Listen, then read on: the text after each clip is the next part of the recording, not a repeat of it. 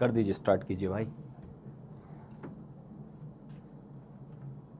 Hello मेरे Drona warriors, मेरे future IITians, कैसे हैं सभी लोग?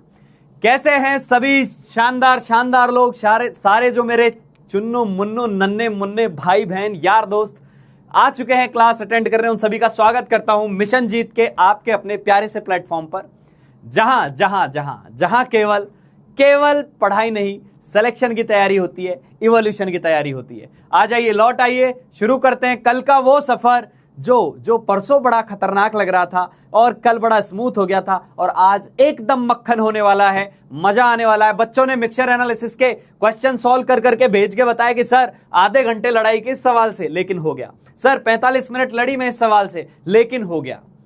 अल्टीमेटली होना ही अच्छी चीज है। समझ में आ गई बात? कॉन्सेप्ट समझ में आ जाना ही एक अच्छी चीज है, जो कि आ गया था। कैसे हो सभी लोग? एक बार फटाफट चैट बॉक्स में आ जाइए, फटाफट आ जाइए और लिख दीजिए अपनी एनर्जी के बारे में कि yes sir, awesome, amazing, as you are, right, yes, हाँ जी, हाँ बेटा आ जाइए आ जाइए आ जाइए। हाँ, it was suppose to be physics class, but मैंने कल आपको बोला था कि स्केड्यूल देख के आना। आज थोड़े से चेंजेस होने थे, राजन सर की क्लास आगे रिस्केड्यूल होगी, इसलिए एक दो दिन थोड़ा सा लेक्चर जब भी आप करें पहले से टाइम टेबल देख के चलें, ठीक है?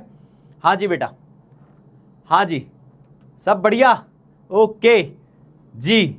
चलिए तो शुरू करते हैं आपके अपने एम के साथ साथ, जिसका नाम है IIT, clear, Indian institute of technology. अच्छा, आज आईआईटी वर्ड लिखते एक याद आ रहा है मैसेज, एक बच्चे का मैसेज आया था कि सर मुझे ना आर्ट में बड़ा इंटरेस्ट है, मुझे पेंटिंग्स करनी है, मुझे कैलीग्राफी बड़ी अच्छी लगती है, मुझे डिफरेंट हॉबीज है, स्पोर्ट्स हैं, तो why should I opt science for this, why should I opt for IIT for this? Sir I have taken Drona JEE, but still कभी कभी मुझे डाउट्स आते हैं कि मेरा तो इंटरेस्ट वो था। एक बात बताता हूं बेटा, आईआईटी एक ऐसा प्लेटफॉर्म है जहां तेरे लिए सारे दरवाजे खोलता है, सारे दरवाजे। मैंने शायद आपको पहले बोला था, आज भी बोल रहा हूं कि when I was passed out from my college, तो आई वाज थिंकिंग कि everyone would be doing a particular core engineering job, कि एक इंजीनियरिंग की जॉब कर रहा होगा, कोई सिविल इंजीनियर का काम करेगा, कोई मैकेनिकल का काम करेगा, कोई सॉफ्टवेयर इंजीनियर बनेगा। लेकिन ट्रूथ इज टोटली डिफरेंट, क्योंकि जब मैं वहां फर्स्ट ईयर में एंटर करता हूं तो आई कम टू नो कि यार यहां पर तो डिफरेंट जो हैं इतने प्लेटफॉर्म बने हुए हैं। कोई रोबोटिक्स क्लब है, कोई आपकी जो डिबेट क्लब है, कोई आपका लिट वाला क्लब है जिसके अंदर आप अच्छी अच्छी चीजें लिखते हैं, इंग्लिश में, हिंदी में, जो भी अलग अलग लैंग्वेजेस है उसके अंदर। और वहां आपकी जितनी भी हॉबीज हैं उन सबका डेवलपमेंट बहुत अच्छे लेवल पर होता है। तो कई मेरे साथ के लोग पता चले टीवीएफ में काम कर रहे हैं, जो बॉलीवुड के अंदर वेब सीरीज बनाता है उसमें काम कर रहे हैं। कई मेरे साथ के लोग मेरी तरह, मैं भी सॉफ्टवेयर इंजीनियरिंग में चला गया था, वहां चले गए थे। कई लोग आपके अपने टीसीएस सर की तरह टीचिंग में आ गए। कई लोग अलग अलग फील्ड में, कोई म्यूजिक में जा चुका है, कोई अपने अपने स्टार्टअप खोल चुके हैं, डिफरेंट कंट्रीज में सेटल्ड हो चुके हैं। तो let me tell you one thing, IIT is the one open gate, जिससे एक गेट में आप एंटर करने के बाद हजारों गेट और आपको देखने को मिलते हैं, और जिस भी गेट में जाओगे वहां अपना बेस्ट करके आओगे। That's why no need to think कि सर क्या मैंने सही डिसीजन लिया है कि गलत लिया है। आपकी सारी हॉबीज आप वहां उस लेवल पर एस्केलेट कर सकते हैं। You can make it big like anything. समझ में आ गई बात? ठीक है बेटा? यस, हाँ बिल्कुल। मैनी ऑफ माई जो बैचमेट्स हैं, दे वर एसोसिएटेड विद IISc, कई इसरो के साथ चले गए, स्पेस प्रोजेक्ट संभाल रहे हैं। डिफरेंट यार, मतलब डिफरेंट डायमेंशन में काम करने को मौका मिलता है। सो एक जगह एक बार अभी के लिए ये सोच लें कि हाँ, I have to go into IIT. After that जो तेरी हॉबी होगी, जो तेरा इंटरेस्ट होगा वहां करना ना, तुझे वहां बेस्ट प्लेटफॉर्म मिलने वाला है हर चीज का। क्लियर? दूसरा, तेरे पास एक बहुत स्ट्रॉन्ग टैग होगा कि जब तू वो काम कर रहा होगा तो दुनिया उसको मानेगी कि ये बच्चा, ये बच्ची, ये नॉर्मल नहीं है, ही और she has cracked that exam. समझ में आ गई बात? तो मतलब लोड ही मत ले, अब आ गया है, एक फोकस बना ले, एक गोल बना ले और लग जाए इस पे। तेरा डिसीजन था, तूने लिया है, अब तुझे इस पे टिकना है, मेहनत करनी है। 2 साल की बात है। समझ में आ गई बात? चलिए बेटा शुरू करते हैं आज के लेक्चर के साथ। चलिए जी बेटा, तो देखिए आज का जो अपना एजेंडा है, कल के वही होमवर्क के डिस्कशंस रहेंगे। इसके अलावा स्टोइकियोमेट्री में limiting reagent, very important concept, Lord concept. कल बच्चों को यह समझाया था कि इसकी आवश्यकता क्यों पड़ती है। देखो मैं जब आता हूं एक चीज जरूर लेके आता हूं, किसी भी चीज की जरूरत क्यों पड़ी, है ना? Why was it required? अच्छा, कब जरूरत पड़ी, क्यों पढ़ी, कब पढ़ी और कैसे अप्लाई करना है। ये तीन चीजें यदि आपको आ गई ना किसी भी कॉन्सेप्ट की, आप फोड़ू बनने वाले हैं। समझ में आ गई बात। चलिए फिर सीक्वेंशियल रिएक्शन का मौका मिला तो इसको पढ़ेंगे, फिर हम पढ़ेंगे परसेंटेज यील्ड, परसेंटेज प्योरिटी और बाकी की चीजें। ये हो सकता है अभी लेटर कल वाले चैप्टर्स के अंदर आएंगी। तो शुरू करते हैं आज की कहानी। आ गए हैं सभी लोग, आ गए हैं, अपने नोट्स चालू कर दीजिए लिखना। चलिए बेटा, ये मैं एक बार एक क्विक समरी देके जा रहा हूं। लिमिटिंग रिएजेंट के बारे में हमने बात करी थी। लिमिटिंग रिएजेंट जैसा नाम से पता चलता है बेटा, नाम से पता चलता है कि जो रिएक्शन को लिमिट करे। लिमिट करे मतलब जो डिसाइड करे कि प्रोडक्ट कितना बनेगा या बाकी के रिएक्टेंट कितना खर्च होंगे। ये मैंने स्टॉप का साइन लगाया था कि ये गैस ए आ रही है, गैस बी आ रही है, ये कम हो गई तो ये रिएक्शन को रोक देगी और यही एलआर कहलाएगा। समझ में आई बात। लिमिटिंग रिएजेंट ये नहीं लिखना है, ये नहीं लिखना है। क्लियर बेटा। हाँ, कल का सर सब समझ आ गया, थोड़ा टाइम लगा बट पूरा समझ में आ गया। लव यू ऑल यार, आना ही पड़ेगा। If you have come to mission Jeet तो ये गारंटी तो हम दे रहे हैं ना कि समझ में आना पड़ेगा। इतनी कोई बड़ी चीज ही नहीं है, इतनी उसकी औकात ही नहीं है कि वो जेईई का सिलेबस में और तू यहां आके समझ ना पाए। समझ में आना पड़ेगा, वो चीज मैं तेरे को बार बार बोल रहा हूं। और ये आज का 1, 2, 5, 10 दिन का अनुभव नहीं है भाई, 1 दशक का अनुभव है, 1 दशक का अनुभव। मुझे मौका मिला तो तुझे वो स्क्रीनशॉट दिखाऊंगा जो अभी रिसेंटली जेईई मेंस के जो पढ़े हुए बच्चों के मैसेजेस आए हैं, कहां पहुंचे हैं वो लोग, कितने नंबर पे वो लैंड करके गए हैं, एक एक चीज दिखाऊंगा तेरे को। समझ में आई बात। तो ये 1, 2, 5, 10 दिन की बात ही नहीं है, 1 दशक से ऊपर का अनुभव, और वो भी हार्डकोर कोटा का अनुभव है। समझ में आ गई बात। जहां जहां जहां से सारी चीजों का उद्गम होता है, जिसको मतलब एक तरीके से प्रयाग बोल दीजिए आपके, वहां सारी गंगा यमुना सरस्वती आके मिलती है और वहां जो कंटेंट मिलके बनता है ना, वो तेरे को लाके दे रहा हूं यार। तो इस बात में तो बिल्कुल भी मत सोच। क्लियर। चलिए तो लिमिटिंग रिएजेंट क्या है, डेफिनेशन बताई थी, जो कंप्लीटली कंज्यूम हो जाता है केमिकल रिएक्शन के अंदर, दैट इज एलआर। ये लिखना नहीं है बेटा, you have written already in your class notes. Excess में क्या होता है, जो लिमिटिंग रिएजेंट के अलावा बच गया, यानी जो पूरा खर्च नहीं हो पाता है, वो एक्सेस रिएजेंट होता है। ज्ञान की बातें क्या थी, ज्ञान की बात थी लिमिटिंग रिएजेंट डिसाइड करता है अमाउंट ऑफ प्रोडक्ट, जो हम लिख चुके, और ये भी डिसाइड करता है कि दूसरे रिएजेंट कितने कंज्यूम हुए। क्लियर बेटा, क्लियर। चलिए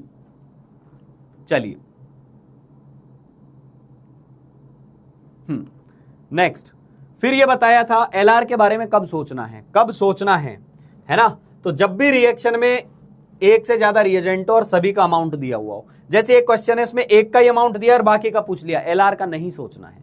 एलआर का नहीं सोचना है क्योंकि एक का ही अमाउंट दिया है, तो एक का ही दिया है तो फिर तो ये मान के चल रहा है कि बाकी का बहुत सारा अवेलेबल है, खत्म हो गई बात। तो तुझे सीधा बोलेगा 1 से 3 बनते हैं तो 2 से 6 बनते हैं। ये बात भी कल बता दी थी। ऐसे केस में एलआर का नहीं सोचना है।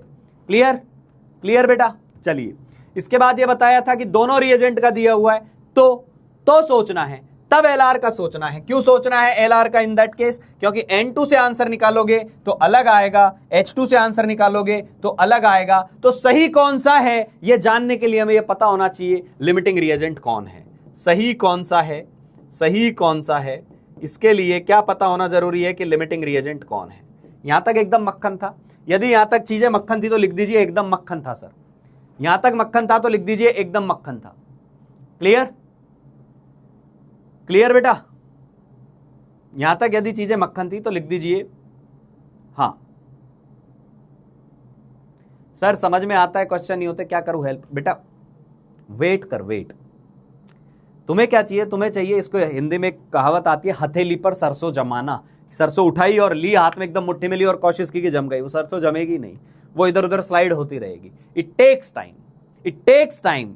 मैं हर बच्चे को हर बैच के अंदर हर साल एक बात बोलता हूं कि बेटा एक चैप्टर को ना तब बोलना समझ में नहीं आया when you have attempted more than 500 questions. When you have attempted more than 500 question then only you will be able to जज कि वो चैप्टर तुझे आया या नहीं आया। 500 क्वेश्चन, अभी तो 50 भी नहीं किए हैं। समझ में आ गई बात। अभी तो 5 सवाल करके हम जजिंग मोड में आ जाते हैं, तो दैट इज नॉट गुड। ठीक है बेटा। चलिए यहां तक समझ में आ ही गया था। उसके बाद मैंने बोला था कि स्टोइकियोमेट्री का एक रेशियो होता है। कुछ बच्चों ने पूछा था स्टोइकियोमेट्री क्या, जो कोफिशिएंट होते हैं बैलेंसिंग वाले, उनको स्टोइकियोमेट्री बोलते हैं। उनका रेशियो देख लो और फिर देखो जो मोल्स दिए हुए हैं, जैसे इसका 1 मोल खर्च होगा तो इसके कितने खर्च होंगे, 3। तो यानी ये 1 भी गायब, 3 भी गायब, तो कोई बचेगा ही नहीं। 2 मोल अमोनिया बन जाएगा। 2 मोल नाइट्रोजन लिया तो 1 के लिए 3 चाहिए, तो 2 के लिए 6 चाहिए। तो सच में ही आपके पास 2 और 6 ही हुए, तो 2 भी खत्म, 6 भी खत्म, 4 बन जाएगा। इसका मतलब जब जब मोल्स का रेशियो स्टोइकियोमेट्रिक रेशियो में होता है, जब जब मोल का रेशियो स्टोइकियोमेट्रिक रेशियो में होता है, तो कोई लिमिटिंग रिएजेंट नहीं होता है। कोई लिमिटिंग रिएजेंट नहीं होता है। अरे आज क्वेश्चंस की भरमार है, भरमार। तू क्वेश्चंस कर करके बोलेगा कि हो गया सर मक्खन। क्लियर? क्लियर बेटा? डन? हाँ हाँ जी। अरे लेट क्या हो गया, कल की बातें चल रही, कुछ अभी आया नहीं है नया। पर मैंने बोला था कि देखो यहां 2 मोल ले लिए और 5 मोल ले लिए तो गड़बड़ है, क्योंकि 2 मोल के लिए चाहिए कितने? 6 मोल चाहिए। 1 के लिए 3 चाहिए, 2 के लिए 6 चाहिए, लेकिन 5 ही है। 5 ही है तो पहले ही खत्म हो जाएगा। पहले ही खत्म हो गया तो रिएक्शन 6 के अकॉर्डिंग नहीं होगी, 5 के अकॉर्डिंग होगी, तो प्रोडक्ट अलग आएगा, आंसर अलग आएगा। तो अगली कहानी थी कार की असेंबली वाली। ये भी मैंने आपको समझाया था, ये भी मैंने आपको समझाया था, ठीक है? हाँ, ये भी मैंने आपको समझाया था। क्या समझाया था? कि कार की असेंबली वाली बात, कि एक कार की बॉडी बनाने के लिए हमें 4 पहिए चाहिए होते हैं। 1 कार बॉडी प्लस 4 व्हील। समझ में आई बात? तब जाकर एक कंप्लीट कार बन पाती है। Are you getting my point? तब जाकर एक कंप्लीट कार बन पाती है। तो एक कार बॉडी 4 व्हील, तो रेशियो क्या आ गया? 1:4। रेशियो क्या आ गया? 1:4। क्लियर?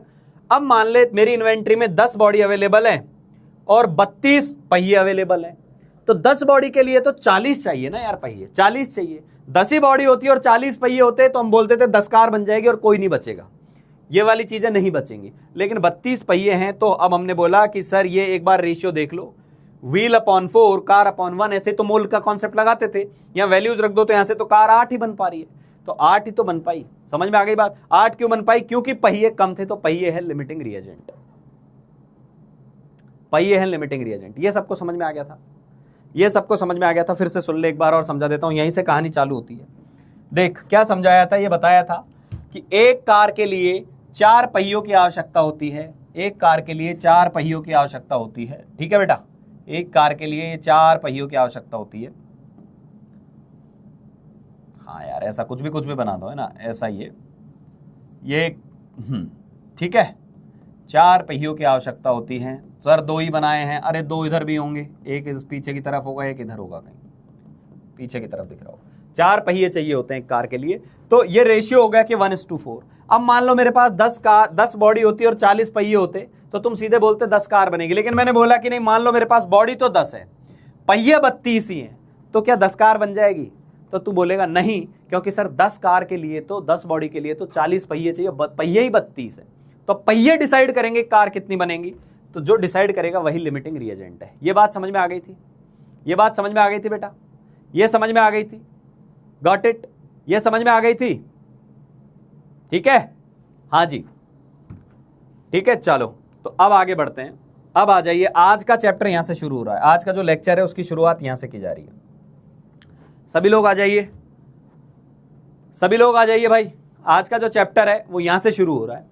कौन बनेगा LR? Identification of LR, identification of LR. Chat को बंद कर दीजिए भाई, आइडेंटिफिकेशन ऑफ एलआर बंद कर दीजिए।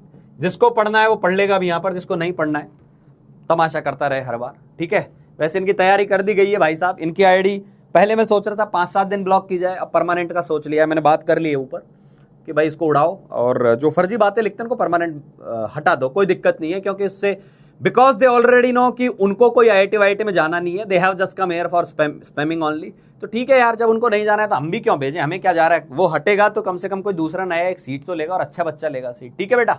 चलो चलो जी, आ जाओ। अच्छा, होमवर्क डिस्कशन कर लेंगे, घबराइए मत, उसको भी कर लेंगे। होमवर्क में डिस्कशन के जो क्वेश्चन थे उनको भी कर लेंगे, करा देंगे। वो आज मेरे दिमाग में नहीं रहे होंगे, वो स्किप रह गया होगा, तो पिछले वाले PDF से निकाल के कर दूंगा मैं उसको, कर दूंगा उसको, है ना? अभी तो यहाँ पे आ जाओ, यहाँ पे आ जाओ, करेंगे उसको, ठीक है? अरे करेंगे भाई, करेंगे, कर लेंगे उसको, बाद में कर लेंगे। इधर आ जाइए, इस कॉन्सेप्ट को समझिए, बड़े काम का है। कौन बनेगा LR? Identification of LR, limiting reagent जो है वो कैसे पहचाना जाता है? आइए, सबसे पहले तो सीधे ही मोल देख के जवाब नहीं दे देना है। वो बोल रहा है डोंट बी फूल्ड, मूर्ख मत बन जाना कि आपने पता चले सीधा बोल दिया कि रिएक्टेंट के मोल निकाल लो और जो सबसे कम मोल है वही एलआर है। ऐसा नहीं होता है, ऐसा नहीं होता है। समझ में आ गई बात? ऐसा नहीं होता है कि सबसे कम मोल ही एलआर होते हैं। अभी समझाऊंगा ऐसा क्यों बोल रहा है, समझना क्या बोलना चाह रहा हूं मैं। जैसे ध्यान से सुन बेटा, ध्यान से सुनना, ध्यान से सुनेगा, ठीक है? जैसे मान ले नाइट्रोजन दिया हुआ है, हाइड्रोजन दिया हुआ है। नाइट्रोजन के तुझे दिए हुए हैं 5 मोल और हाइड्रोजन के तुझे दिए हुए हैं 12 मोल। अब तू बता इसमें एलआर कौन है? कौन पहले खत्म होगा? फटाफट तू सोच के बता, फिर मैं बताता हूं। ये t बराबर 0 का मतलब, t बराबर 0 का मतलब शुरू में दिए हुए हैं, जब कहानी चालू हुई तब ये 5 मोल है और ये 12 मोल है। तो तेरे हिसाब से सोच के बता एलआर कौन है, N2 या H2? चैट बॉक्स में तुझे लिखना है N2 और H2। पिछली स्लाइड पे भी रुक जा, मैं वापस आऊंगा, नोट्स में लिख लेना। अभी हेडिंग डाल ले कौन बनेगा एलआर, फिर एग्जाम्पल से शुरू कर रहे हैं, फिर एग्जाम्पल से शुरू करेंगे। ठीक है बेटा? हाँ, एग्जाम्पल से समझा रहा हूं। ठीक है, चलिए बता, ये 5 मोल है, ये 12 मोल है, तो तुझे क्या लगता है कि इसमें लिमिटिंग रिएजेंट कौन है? पहले कौन खत्म हो जाएगा? कई बच्चे लिख रहे हैं N2, कई बच्चे लिख रहे हैं H2। अब सुन मेरी बात, हाँ सुन। पहली बात तो ये सोच, 5 मोल के लिए, 1 मोल के लिए कितना चाहिए? 1 मोल के लिए चाहिए 3। तो क्या ये 1 और 3 के रेशियो में? नहीं नहीं नहीं है, तो पक्का यहां कोई ना कोई एलआर है। रेशियो में नहीं है मतलब कोई ना कोई एलआर है, या दोनों का अमाउंट दिया है तो हमें एलआर का सोचना है। तो सर मान लो जब रिएक्शन खत्म होती है, जब टी बराबर खत्म बोल दे रहा हूं, खत्म मतलब रिएक्शन खत्म, तो 5 मोल पूरा खर्च हो गया, 5 में से 5 खर्च हो गए, 0 हो गया। तो ये 5 खर्च हुआ तो ये कितना खर्च होना चाहिए? सर 15। ये 5 खर्च हुआ तो कितना होना चाहिए? 15 खर्च होना चाहिए। सर ये तो है ही 12। अरे यार ये तो है ही 12, तो ये तो पहले ही खत्म हो गया होगा। इसका मतलब एलआर यहां पर नाइट्रोजन नहीं हाइड्रोजन है। एलआर यहां पर नाइट्रोजन नहीं हाइड्रोजन है, क्योंकि इसके 5 के अकॉर्डिंग 15 चाहिए था, है ही 12। तो जो मैंने लाइन बोली कि कई बार बच्चों के दिमाग में आता है सर ये 5 है ये 12 है तो 5 कम है ना, 5 एलआर होना चाहिए ना। मैं बोल रहा हूं नहीं, ऐसा नहीं होता है। तो पहली लाइन का यही मतलब है, मूर्ख मत बन जाना कि सीधे मोल से कंपेयर मत कर लेना। फिर किससे कंपेयर करें? हमें कैसे पता चलेगा कौन एलआर है? तो सबसे पहले तो मोल निकाल लो, सबसे पहले तो मोल निकाल ले। स्टेप 1 मोल निकाल ले। स्टेप 2 में क्या करेगा? स्टेप 1 में हमने मोल निकाल ली, स्टेप 1 के अंदर हमने मोल निकाल लिए, 5 मोल है 12 मोल है। स्टेप 2 में क्या करेगा? स्टेप 2 के अंदर तू क्या करेगा? ध्यान से सुन, ध्यान से। स्टेप 2 के अंदर इस मोल को इसके स्टोइकियोमेट्री से डिवाइड कर। सर ये मोल था, इसके स्टोइकियोमेट्री 1 है तो ये 5/1 5 आ गया, और इसके स्टोइकियोमेट्री से इसको डिवाइड कर 12/3 4 आ गया। 12/3 क्या आ गया? 4 आ गया। अब इस नंबर को देख, 5 और 4 में कौन कम है? जो कम है वही एलआर है, जो कम है वही एलआर है। यह बात समझ में आई या नहीं? यानी मोल से काउंट नहीं करना, मोल डिवाइडेड बाय स्टोइकियोमेट्री करनी है, और फिर जो कम आएगा वही एलआर है। अब तू ये लिख ले, अब तू ये लिख ले, अब ये लिख ले। हाँ भाई कार्तिकेय जी थोड़ी देर ना शांति से सुन ले यार, एक एक चीज समझ में आ जाएगी, एक एक चीज समझ में आ जाएगी बेटा। ठीक है? हेलो, हाँ जी। अरे यार 15 कहां से आया बेटा? इसका मतलब आपने पहले वाली क्लास अटेंड नहीं की है। एक नाइट्रोजन के लिए कितना चाहिए? एक N2 के लिए कितना हाइड्रोजन चाहिए? 3 हाइड्रोजन चाहिए। तो 5 N2 के लिए कितना चाहिए होगा? 5 N2 के लिए कितना चाहिए होगा? 3 × 5 चाहिए होगा, 15 चाहिए होगा ना। ये बात समझ में आई? ये बात समझ में आई? अभी एक के लिए 5, एक 5 है तो 5 के लिए कितना आएगा? 15, क्योंकि एक के लिए 3 गुना चाहिए, 3 गुना हाइड्रोजन। तो 5 मोल के लिए कितनी चाहिए बेटा? 15 मोल। समझ में आ रही है बात? समझ में आ रही है? ये बात समझ में आ रही है? Hello, yes. हाँ मैं हट रहा हूं, एक बार ये वाली बात समझ में आई या नहीं? मैं लिखवाऊंगा, एक एक चीज लिखवाऊंगा। अभी समझ में आ गया? अभी समझ में आ गया? ये 5 था तो ये 15 चाहिए था, लेकिन ये कम है। कम है तो हम बोल देंगे कम है तो वही एलआर है। सुन लिया? समझ में आई बात? हाँ अब सुन, अब नोट लिख तू। अब नोट लिखेगा जो मैं बता रहा हूं, शांति से नोट्स लिख ले। इसके कम से कम 10-15 सवाल करेंगे और तुझे एक एक बात समझ में आ जाएगी। पहले शांति से नोट्स लिख। कौन बनेगा एलआर में लिखेंगे, कौन बनेगा एलआर में लिखेंगे। सबसे पहले तो ये जरूर लिख लेना कि क्या नहीं करना है, ये कॉमन मिस्टेक है। कॉमन मिस्टेक है। कॉमन मिस्टेक क्या करते हैं बच्चे? कॉमन मिस्टेक में क्या करते हैं, उनको लगता है मोल निकाल लो, जो मोल कम है वही एलआर है। वो बोल रहा है नहीं, मोल से ही नहीं आएगा, मोल तो निकाल नहीं है, एक स्टेप और करनी है, मोल को स्टोइकियोमेट्री से डिवाइड कर। क्या कर? मोल को स्टोइकियोमेट्री से डिवाइड कर, और फिर देख जो नंबर छोटा है वही एलआर है। तो स्टेप 1 जो भी दिया हुआ है उसको मोल में बदल लो। इसका क्या मतलब है? हो सकता है तुझे एसटीपी पर वॉल्यूम दे दे, हो सकता है तुझे मास दे दे, हो सकता है तुझे डायरेक्टली मोल भी दे दे। कुल मिलाकर सबसे पहले मोल निकाल लो। दूसरा, उन मोल्स को डिवाइड करो किससे? हर रिएक्टेंट के कोफिशिएंट से डिवाइड करो, और फिर कंपेयर करो कौन सा वैल्यू सबसे छोटा आ रहा है, वही लिमिटिंग रिएजेंट है, वही लिमिटिंग रिएजेंट है। यह बात मक्खन या नहीं? ये बात मक्खन या नहीं? ये बात मक्खन या नहीं? फटाफट बोलो बेटा। यदि ये तूने कर लिया, बस मैं सवालों पे आ रहा हूं, सीधे सवालों पे आऊंगा। अभी तू एक बार और पूछेगा, एक बार और बताऊंगा, लेकिन यदि यहां बोल दिया तूने कि यस सर अब डन, अब डन लिखते ही अब अपन आगे चालू हो जाएंगे कि एलआर कैसे पता करते हैं। होते सर? होते बेटा, है ना? चलो जी, बहुत बढ़िया। एक मान्यवर पूछ रहे हैं मगर क्यों कर रहे हैं आप स्टोइकियोमेट्री से डिवाइड? बेटा हम ये चेक करना चाहते हैं, हम ये चेक करना चाहते हैं कि गिवन मोल का रेशियो स्टोइकियोमेट्री के रेशियो में है या नहीं। गिवन मोल का रेशियो स्टोइकियोमेट्री के रेशियो में है या नहीं, तो वो कैसे पता चलेगा? वो पता चलेगा स्टेप 2 से। जब तू डिवाइड करेगा तो तुझे समझ में आ जाएगा नहीं ये उस रेशियो में नहीं है, और जो रेशियो छोटा आ रहा है वही एलआर है, वही एलआर है। क्लियर? अब एग्जाम्पल से फिर से सुनेंगे। क्या बताया सर, इसको वापस से समझा दो। फिर से सुनेंगे, अच्छे से सुनेंगे, एक एक बात को वापस समझा रहा हूं इसको।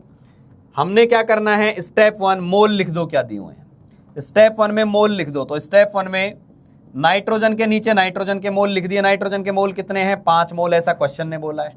स्टेप 2 में इसके मोल लिख दिए 12 मोल। स्टेप 2 के अंदर तुझे क्या करना है? स्टेप 1 में दोनों के मोल लिख दिए, स्टेप 2 में दोनों को स्टोइकियोमेट्री से डिवाइड कर। क्यों? अरे रेशियो चेक करना है। ओके सर, 5/1 12/3, ये 5 आता है, ये 4 आता है। अरे सर ये नंबर बड़ा है, ये नंबर बड़ा है और 4 छोटा है, तो लिख दो एलआर कौन है? एलआर यहां पर छोटा वाला नंबर एलआर है। लिमिटिंग रिएजेंट कौन है? लिमिटिंग रिएजेंट हाइड्रोजन है। ये बात समझ में आई या नहीं? ये बात समझ में आई या नहीं? हेलो एवरीवन, क्या लॉर्ड कॉन्सेप्ट समझ में आ गया? क्या लॉर्ड कॉन्सेप्ट समझ? अरे यार एप्लीकेशन पे मैं आ रहा हूं ना, या तुम्हें ना पहले नोट्स लिखो, पहले जो बोर्ड पे समझाया है उतना समझना है। ये आ गया तो यार कुछ तो मेरे ऊपर भी छोड़ के आदमी बताएगा, एप्लीकेशन भी है धीरे धीरे। ठीक है, ठीक है, ठीक है। स्टेप 3 भी लिख लो स्टेप 3 लिख लीजिए। 3 स्टेप है, कौन कौन सी? पहली स्टेप, जो भी आपको दिया हुआ है पहले उससे मोल निकालो। जो भी दिया हुआ है सबसे पहले मोल कैलकुलेट करो। दूसरी स्टेप, उस मोल को स्टोइकियोमेट्री से डिवाइड कर दो। मोल को स्टोइकियोमेट्री से डिवाइड कर दो। क्यों किया? क्योंकि हम ये चेक कर रहे हैं कि क्या वो उस रेशियो के बराबर है या नहीं, स्टोइकियोमेट्रिक रेशियो के बराबर है या नहीं अमाउंट, जो कि बराबर नहीं आएगा क्योंकि एलआर का सवाल है। बराबर ही आ जाता तो फिर एलआर होगा ही नहीं। अच्छा सर, फिर कोई छोटी वैल्यू आ गई तो जो छोटी आ गई वही लिमिटिंग रिएजेंट है, वही लिमिटिंग रिएजेंट है। समझ में आ गई बात? समझ में आ गई बेटा? चलो, तो यहां लिमिटिंग रिएजेंट हाइड्रोजन आ गया। अब तू मुझे बता यहां पर दूसरा सवाल मैं इसी के अंदर ऐड कर रहा हूं, दूसरा सवाल इसी के अंदर ऐड कर रहा हूं। फिर से वापस सुन लेना, यही चीज मैं लिख रहा हूं एज इट इज। फटाफट बताएगा। आपने को सवाल दिया है, नाइट्रोजन के 5 मोल दिए हैं, नाइट्रोजन के 5 मोल दिए हैं, हाइड्रोजन के 12 मोल दिए हैं, ये आपको दिया हुआ है। और आपसे पूछ लिया बताओ अमोनिया के मोल। पहला सवाल था एलआर कौन है, एलआर बताओ कौन है, लिमिटिंग रिएजेंट कौन है। दूसरा सवाल है अमाउंट ऑफ अमोनिया क्या आएगा, मोल ऑफ अमोनिया कितने बनेंगे ये बताओ, मोल ऑफ अमोनिया कितने बनेंगे ये बताओ। तीसरा बताओ एक्सेस रिएजेंट कौन है, एक्सेस रिएजेंट कौन है। चौथा बताओ left moles of access reagent कितने हैं। लेफ्ट मोल्स मतलब रिएक्शन खत्म हो गई तो एक्सेस रिएजेंट बचा होगा ना, तो उसके कितने मोल बचे हैं। चारों को फटाफट सॉल्व कीजिए, फटाफट सॉल्व कीजिए, आगे हम सवालों की तरफ बढ़ना चालू कर देंगे। फिर फटाफट करो भाई। पहला तो हम कर ही चुके, फर्स्ट वाला तो आपने सॉल्व कर ही लिया। सेकंड थर्ड फोर्थ पे चले जाओ, सेकंड थर्ड फोर्थ पे चले जाओ। बहुत बढ़िया, बच्चों के आंसर आना चालू हो गए हैं भाई। शानेदार है भाई, बहुत बढ़िया बेटा। 8 मोल आ गए, शानदार। H2LR हो गए और 8 मोल अमोनिया के आ गए, बहुत बढ़िया, लवली, ब्यूटीफुल।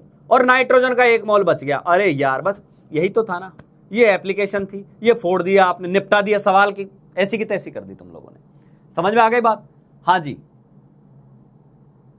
बहुत बढ़िया, बहुत बढ़िया, ठीक है।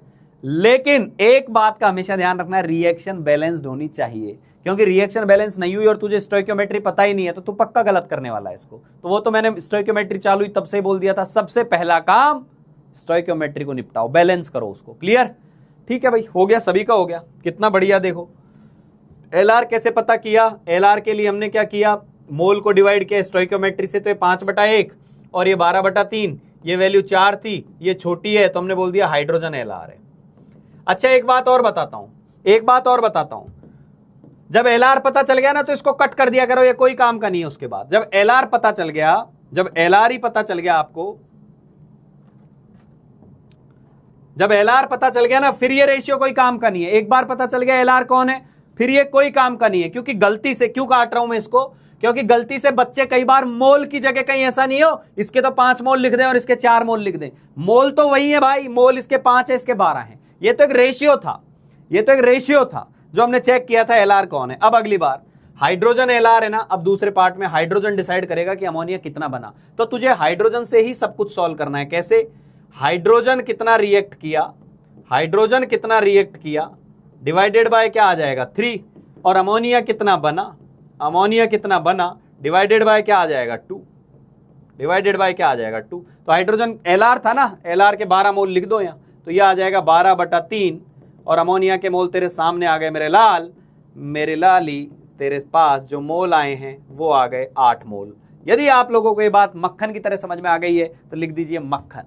क्लियर, ठीक है बेटा, हम बच्चों को आई गई ये चीजें। तीसरा सवाल था, अब ईआर कौन है, एक्सेस रिएजेंट कौन है। जब हाइड्रोजन तो खत्म हो गया तो बचा कौन, नाइट्रोजन एक्सेस रिएजेंट है। नाइट्रोजन कितना खर्च हुआ होगा, वापस से अपन उसी पे आ जाएंगे। हाइड्रोजन कितना खर्च हुआ उससे आप डिसाइड करोगे, नाइट्रोजन कितना खर्च हुआ उससे डिसाइड करोगे। अच्छा ये जो रिलेशन लिखते हैं ये हमेशा रिएक्शन में पार्टिसिपेट करने वाली चीजें होती हैं, रिएक्शन में कितना पार्टिसिपेट कर रहा है वो होता है। तो हाइड्रोजन कितना गया था 12, तो ये 12/3, तो नाइट्रोजन के कितने मोल खर्च हुए बालक, नाइट्रोजन के कितने मोल खर्च हुए लाला, सर नाइट्रोजन के मोल आ गए 4 खर्च हो गए, मोल ऑफ N2 खर्च हो गए 4, तो बचे हुए कितने रहे, बचे हुए हो गए सर 5 - 4, 1 मोल, जो कि अधिकतर बच्चों ने कर लिया था।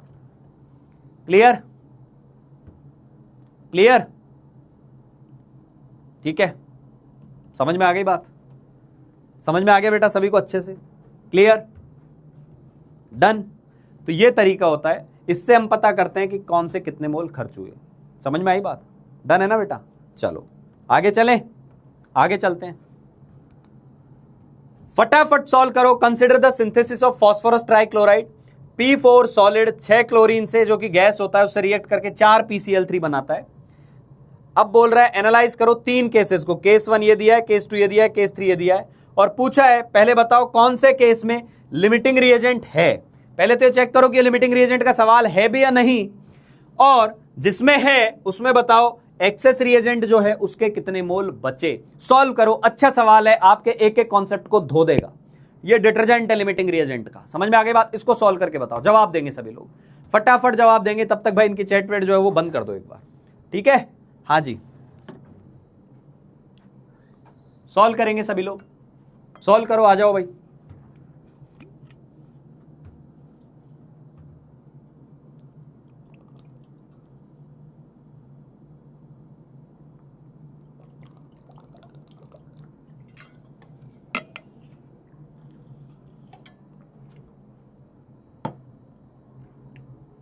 अरे बेटा क्या रिपीट कर दूं बता, ये सुन ले एक बार और वापस मेरे को लिखाना रिपीट, चैट ब्लॉक कर दूंगा मैं अभी, क्योंकि तुम लोग इंटरेस्टिंग तरीके से समझ ही नहीं रहे हो चीजों को, बातों में लगे हो। इधर आ जाओ, ये 5 मोल है, ये 12 मोल है।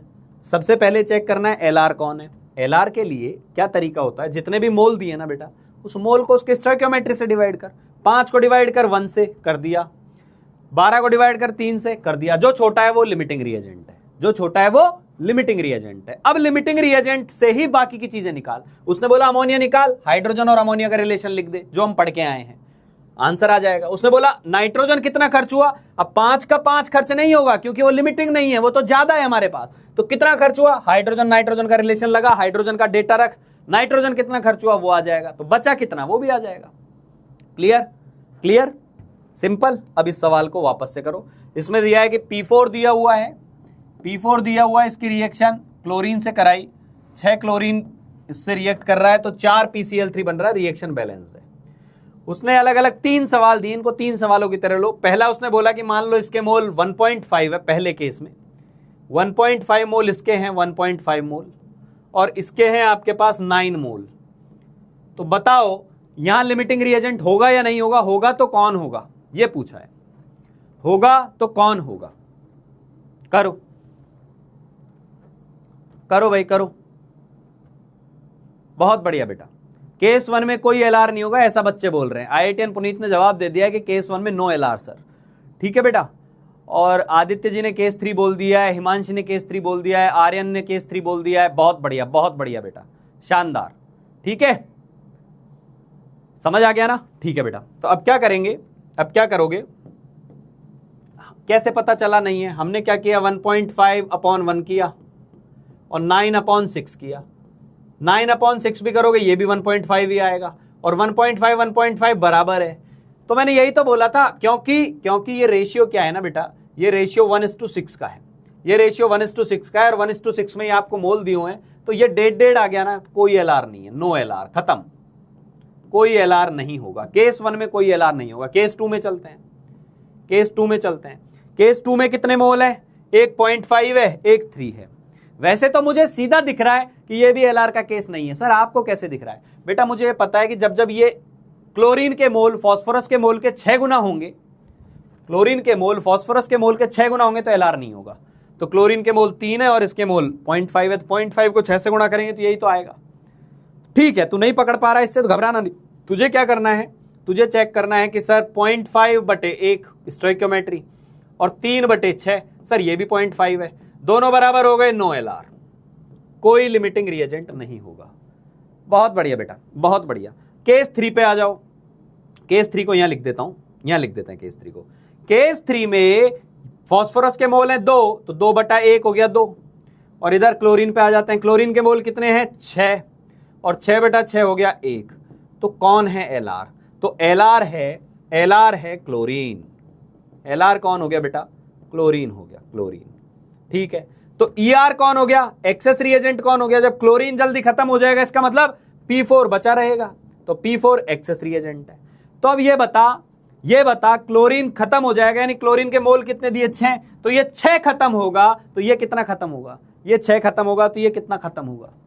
अब आंसर भी दे, आंसर भी बता कि P4 कितना खर्च हुआ और P4 बचा कितना, और चैट बॉक्स में लिख दे खर्च इतना बचा इतना, ये लिख दे, खर्च इतना बचा इतना, ये लिख दे। मैं मान जाऊंगा कि तेरे को समझ में आ गया। खर्च इतना बचा इतना, ये लिख दे। ठीक है बेटा। 5 मोल ज्यादा कैसे हैं? 5 मोल कहां है बेटा इसके अंदर? 5 तो कहीं लिया ही नहीं मैंने। अरे बालक, ये 5 नहीं, 5 ज्यादा नहीं है, 5 12/3 से ज्यादा है। हमें रेशियो निकाल के देखना है। मैंने सबसे पहले इस स्लाइड पे क्या लिखा है? Don't be fooled. Common mistake क्या करते हैं लोग? डायरेक्ट मोल निकालते हैं। डायरेक्ट मोल को स्टोइकियोमेट्री से डिवाइड कर फिर चेक कर एलआर होगा या नहीं होगा। खर्च 1 बचा 1, बहुत बढ़िया, लव यू बेटा, लव यू। कैसे पता करेंगे खर्च कितना हुआ? अब एलआर कौन है? Cl2। Cl2 डिसाइड करेगा कि P4 कितना खर्च हुआ। Cl2 डिसाइड करेगा, Cl2 सब डिसाइड करेगा यहाँ। तो हम क्या करेंगे? शांति से क्लोरीन के मोल कितने खर्च हुए डिवाइडेड बाय 6, फास्फोरस के मोल कितने खर्च होंगे डिवाइडेड बाय 1। तो क्लोरीन के मोल कितने दिए हुए थे? अब इनको मत लिख लेना मोल, ये तो रेशियो था। मोल कितने दिए थे? मोल थे सर 6, क्लोरीन के मोल थे 6, तो 6/6। फास्फोरस के मोल आ जाएंगे आपके पास 1, यानी फास्फोरस का 1 मोल खर्च हो गया। फास्फोरस का 1 मोल खर्च हो गया, खर्च। और जब 1 खर्च हो गया, 2 दिए हुए थे, तो बचा भी कितना? 1। समझ में आया? बहुत बढ़िया यार। आजकल ना चैट तो बहुत स्पीड से चलती है, बहुत स्पीड से जाती है। हार्ट्स मिसिंग है, जो लाल लाल जो दिल आते थे ना पंपिंग करते, वो मिसिंग है। जो थम्स अप आता था ना, वो मिसिंग है। यानी आपकी एनर्जी मिसिंग मुझे दिखाई दे रही है, जो नहीं होना चाहिए। ठीक है, चलिए बेटा आगे बढ़ाता हूं, अगले सवाल पे जाता हूं, और उम्मीद है धूम मचा देंगे मेरे बालक, आंसरों की बारिश कर देंगे, बॉम्बार्डिंग कर देंगे आंसरों की। चैट बॉक्स के अंदर फटाफट अपने आंसर लिख रहे होंगे। ठीक है बेटा, चलिए आगे बढ़ा जाए दोस्तों। हाँ जी, चलो जी, ये बताओ फटाफट। देखो जेई का तड़का, जुड़ते भिड़ते ही जेई का तड़का। उसने ये पूछा है कि बताओ कौन से केस में हाइड्रोजन लिमिटिंग रिएजेंट है। देखो आईआईटी ये पूछ ले रहा है भाई कि तू लिमिटिंग रिएजेंट बताना सीख गया क्या? चल तेरे को जेई मेंस में आ जा, 4 नंबर दे दूंगा। ठीक है, चलो बेटा एक बार ये और बता दो, हाँ दिल आ गए हैं, दिल आ गए हैं, मेरी तरफ से भी आपको बहुत सारे दिल, बहुत सारा प्यार। भगवान आपको, जिसको भी आप मानते हैं वो आपको जल्दी से IITs के अंदर पहुंचाए। क्लियर? चलो बेटा चलो, रिपीट कर दे रहा हूं यार, कुछ एक आध बालक हैं जो थोड़े से पता नहीं मंद रह जाते हैं, क्या करते रहते हैं, रिपीट लिख देते हैं। कुछ नहीं करना था बेटा, इसमें यह पूछा था कि इन 3 केस में से एक तो यदि आप क्लास अटेंड करते हो ना, दरवाजा बंद कर दो, ना आपके मम्मी पापा ना कोई भी आके आपको डिस्टर्ब कर पाए, इसके लिए बिल्कुल स्ट्रिक्ट हो जाओ, because this is very important thing you are doing, you need to understand this thing. It is not about कि आपने 5,000 का एक कोर्स ले लिया और चल रहा है, ठीक है यार, हुआ तो भी ठीक, नहीं हुआ तो भी कोई ज्यादा खर्चा तो हुआ नहीं है, लेट इट गो। ये let it go is not about the course, let it go is about your career. If you are ready to say let it go, मेरा करियर जाए कोई दिक्कत नहीं है, देन कोई दिक्कत नहीं है भाई, तुम सबसे बातचीत भी करो, मजे भी करो, टीवी भी चला लो, वेब सीरीज भी देखते रहो, क्लास भी करो, कोई प्रॉब्लम नहीं है, कोई प्रॉब्लम नहीं है। समझ में आ गई बात? लेकिन if you are really serious, if you are really serious and sincere, सब चीजें बंद करके लेक्चर पे ऐसे फोकस कर कि तू क्लासरूम में बैठा हुआ है ना, उसी आत्मा के साथ यहां पे बैठना है तेरे को। तो यहां पर क्या था बेटा, अलग अलग मोल दिए थे, जैसे ये मोल दिए, ये मोल दिए, और LR पूछा था। लिमिटिंग रिएजेंट कौन होता है, इसके लिए क्या करना होता है, गिवन मोल को इनके स्टोइकियोमेट्री से डिवाइड करो, जो नंबर छोटा आ जाए वो लिमिटिंग रिएजेंट है। पहले केस में हमने 1.5 को डिवाइड किया, 1 से 1.5 आया, 9 को डिवाइड किया, 6 से 1.5 आया, 1.5 आया, 1.5 बराबर होते हैं, कोई LR नहीं है। दूसरे केस में भी कोई LR नहीं है। तीसरे केस में 2/1 किया, 2 आ गया, 6/6 किया, 1 आ गया, तो हमें पता चला ये तो कम आ गया, क्लोरीन लिमिटिंग रिएजेंट है। अब जब लिमिटिंग रिएजेंट एक बार तय हो गया तो मोल मोल एनालिसिस लगाओ, क्लोरीन के कितने मोल है उनको पूरे खर्च करने हैं, तो जितने खर्च हो गए उससे पता चल जाएगा ये कितना बना, ये जितने खर्च हो गए उससे पता चल जाएगा P4 कितना खर्च होगा। क्लियर? चलो जवाब दो, जवाब देंगे सभी लोग, फटाफट जवाब दीजिए। इसमें बताइए हाइड्रोजन किस केस में लिमिटिंग रिएजेंट है, किस केस में हाइड्रोजन लिमिटिंग रिएजेंट है? तू सोच, जेई का सवाल कर रहा है या जेई का सवाल कर रही है बैठ के, है ना, IIT का सवाल सीधे LR समझाया और सीधा जेई पे ले आया कि देख जेई भी आता है और कभी कभी पूछ के चला जाता है क्या तुम्हें LR आता है। क्लियर? बहुत बढ़िया बेटा, बहुत बढ़िया आंसर बच्चे ए बता रहे हैं। मैं चेक कर लेता हूं एक बार, एक एक ऑप्शन चेक करते हैं, ए ऑप्शन को चेक करते हैं। ए ऑप्शन के अंदर मैंने सबसे पहले आपको एक ही बात बोली है कि सबसे पहले बेटा मोल लिख ले स्टेप 1 के अकॉर्डिंग, तो ये N2, ये 3H2, ये 2NH3। ठीक है सर, मोल लिख लेते हैं। मोल निकालना अब तू सीख गया है, मोल को तो तू मक्खन की तरह छील रहा है, और अभी पेपर भी आ रहा है उसमें भी समझ में आने वाला है कि मोल को कितना सीख चुका है तू। क्लियर? अच्छे अच्छे सवाल भी दिए मैंने इस बार, तो तूने अभी तो जो शॉर्ट टेस्ट था, वार्म अप टेस्ट था, उसमें तो फोड़ फाड़ के आए हो, अब थोड़ा सा लेवल अच्छा मिलेगा, उनको भी फोड़ के आ जाओगे, मुझे पूरी उम्मीद है। 56 ग्राम नाइट्रोजन दिया हुआ है ना, तो इसके मोल निकाल लो। ए वाले ऑप्शन को मैं मोल निकाल रहा हूं, तो 56/28 किया तो 2 मोल आए बेटा। ये स्टेप 1 कर रहा हूं मैं अभी, ये स्टेप 1 कर रहा हूं जिसमें था मोल निकालो। ठीक है, 10 ग्राम हाइड्रोजन में कितने मोल होंगे सर? 10/2। हाइड्रोजन H2 होता है ना, तो 2 कितने आ गए? 5 मोल आ गए, 5 मोल आ गए। सर ये 2 मोल कम है, 2 मोल कम है तो ये तो नाइट्रोजन LR हुआ ना। अरे नहीं भाई, मूर्ख नहीं बनना है। स्टेप 2 जो है वो आपको मूर्खता से बचाती है।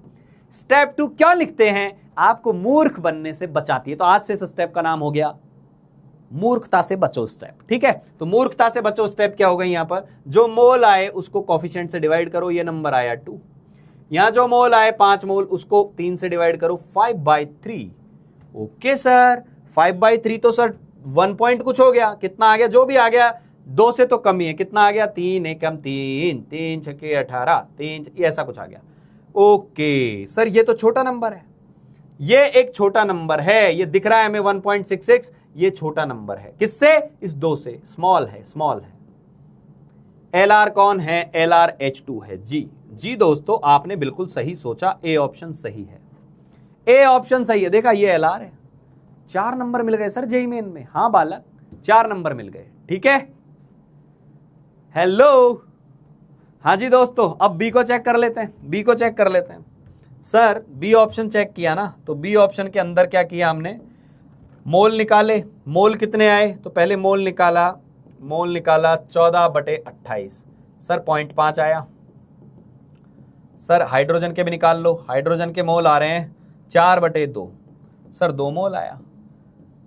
अब क्या करेंगे? मूर्खता वाली स्टेप लेके आएंगे जिसमें मूर्ख ना बन पाए, स्टेप 2 जिसको हम बोलेंगे स्टोइकोमेट्रिक रेशियो निकालो, तो 0.5 डिवाइडेड बाय 1 और ये क्या आ जाएगा 2 divided by 3। 2 divided by 3 sir ये तो 0.6 होता है, ये तो 0.66 कुछ होता है। अगेन यहाँ एल आर कौन है, यहाँ एल आर नाइट्रोजन है, क्योंकि 0.5 छोटा होता है तो यहाँ एल आर नाइट्रोजन है, तो बी नहीं हो सकता क्योंकि बी में नाइट्रोजन एल आर है। समझ में आ गई बात, तो बी नहीं होगा। सी चेक कर लेते हैं, अब मैं सीधा सीधा लिख रहा हूं बेटा, सी वाले ऑप्शन पे आते हैं। तो सी के अंदर क्या किया हमने, सी के अंदर नाइट्रोजन के मोल लिखे जो कि आए 28/28, 1 मोल आ गया, 1 मोल आ गया। क्लियर बेटा। और हाइड्रोजन के मोल लिखे, हाइड्रोजन के मोल कितने आ गए 6/2 आ गए, 3 मोल आ गए। सर मोल देख के बता दे क्या, ना ना ना ना, रेशियो निकालेंगे पहले। रेशियो कैसे निकालेंगे स्टेप 2 के अंदर, ये 1 और ये भी 1 क्योंकि N2 का कोफिशिएंट 1 है, और ये 3 और ये भी 3। ओहो सर ये तो बराबर है, हाँ भाई यहाँ कोई एल आर ही नहीं है, ये बराबर है नो एल आर, ना नाइट्रोजन ना हाइड्रोजन। तो उसने तो बोला था हाइड्रोजन एल आर है, नहीं ये भी गलत हो गया। अरे समझ में आ गई बात, समझ में आ गई। डी चेक कर लेना, वो भी नहीं है, only option A, only option A. Clear. एक बच्चा बोल रहा है सर एक्सरसाइज 2, 3, 4 से क्वेश्चन आज से देना चालू है। भाई आज से मॉड्यूल का काम चालू है, सेक्शन ए सेक्शन बी दे चुके हैं, सेक्शन सी डी ई अब चालू हो जाएंगे अपने, आज चालू करेंगे। इजी गेम है ना, एकदम इजी गेम है ना भाई। हाँ N2 क्यों नहीं होगा, किसमें नहीं होगा N2, किसमें नहीं होगा N2, दूसरे वाले में तो N2 ही एल आर है, इसमें इसलिए नहीं होगा क्योंकि दोनों ही बराबर आ गए, एक एक। अब देख जो ये बोल रहा है ना सर ये तो 1 ही मोल है, 3 मोल है, 1 मोल छोटा हो गया। अरे बेवकूफो, मैं बार बार बोल रहा हूं, बेवकूफो प्यार वाला वर्ड है, दिल पे मत लेना, बार बार बोल रहा हूं कि मोल से तुलना मत करना, आप मूर्ख कहलाएंगे, आप मूर्ख कहलाएंगे। डोंट बी फूल्ड, सबसे पहले यही चीज लिखी है, मोल से कंपेयर मत कर, ये कॉमन मिस्टेक है, पर हम तो कॉमन मिस्टेक ही करेंगे, हमें थोड़ी ना जेईई में नंबर लाने हैं। इधर आ जाओ, अगला क्वेश्चन सॉल्व करेंगे, अगला क्वेश्चन सॉल्व करेंगे। चलिए आ जाइए भाई। अच्छा डी भी चेक कर लेते हैं, सर डी चेक करो, डी भी चेक कर लेते हैं। चलो डी भी चेक कर लेते हैं, इधर जगह नहीं मिल रही थी तो मैंने नहीं किया, यहाँ डी भी चेक कर देता हूँ। डी में नाइट्रोजन के मोल कितने आए, नाइट्रोजन के मोल आए सर 35/28 सर 5/4, 5/4 मोल आ गए, यानी 1.25 मोल आ गए। Okay sir. रेशियो निकाला, रेशियो कितना आया, रेशियो इसका रेशियो आया सर 1.25/1। ओके सर 1.25 आ गया। हाइड्रोजन की बात करते हैं सर, हाइड्रोजन, हाँ हाइड्रोजन के मोल आ रहे हैं 8/2, 4 मोल आ रहे हैं। रेशियो क्या आएगा, रेशियो आएगा 4/3। सर 4/3 कितना होता है, 4/3 1.33 होता है। अभी भी ये वाला रेशियो छोटा है तो नाइट्रोजन एल आर होगा मेरे लाल, नाइट्रोजन एल आर होगा। ठीक है चलो चलो ये करो। For the reaction CO plus 2H2CH3OH, if a reaction mixture contains 6 moles of CO and 10 moles of hydrogen, how many moles of methanol will be produced? ये जवाब आपको देना है। यदि ये सवाल तू कर ले गया तो LR तेरा क्लियर हो गया है। करो, सॉल्व करेगा हर कोई, सॉल्व करेंगे भाई, फटाफट सॉल्व करो, फटाफट सॉल्व कीजिए इसको।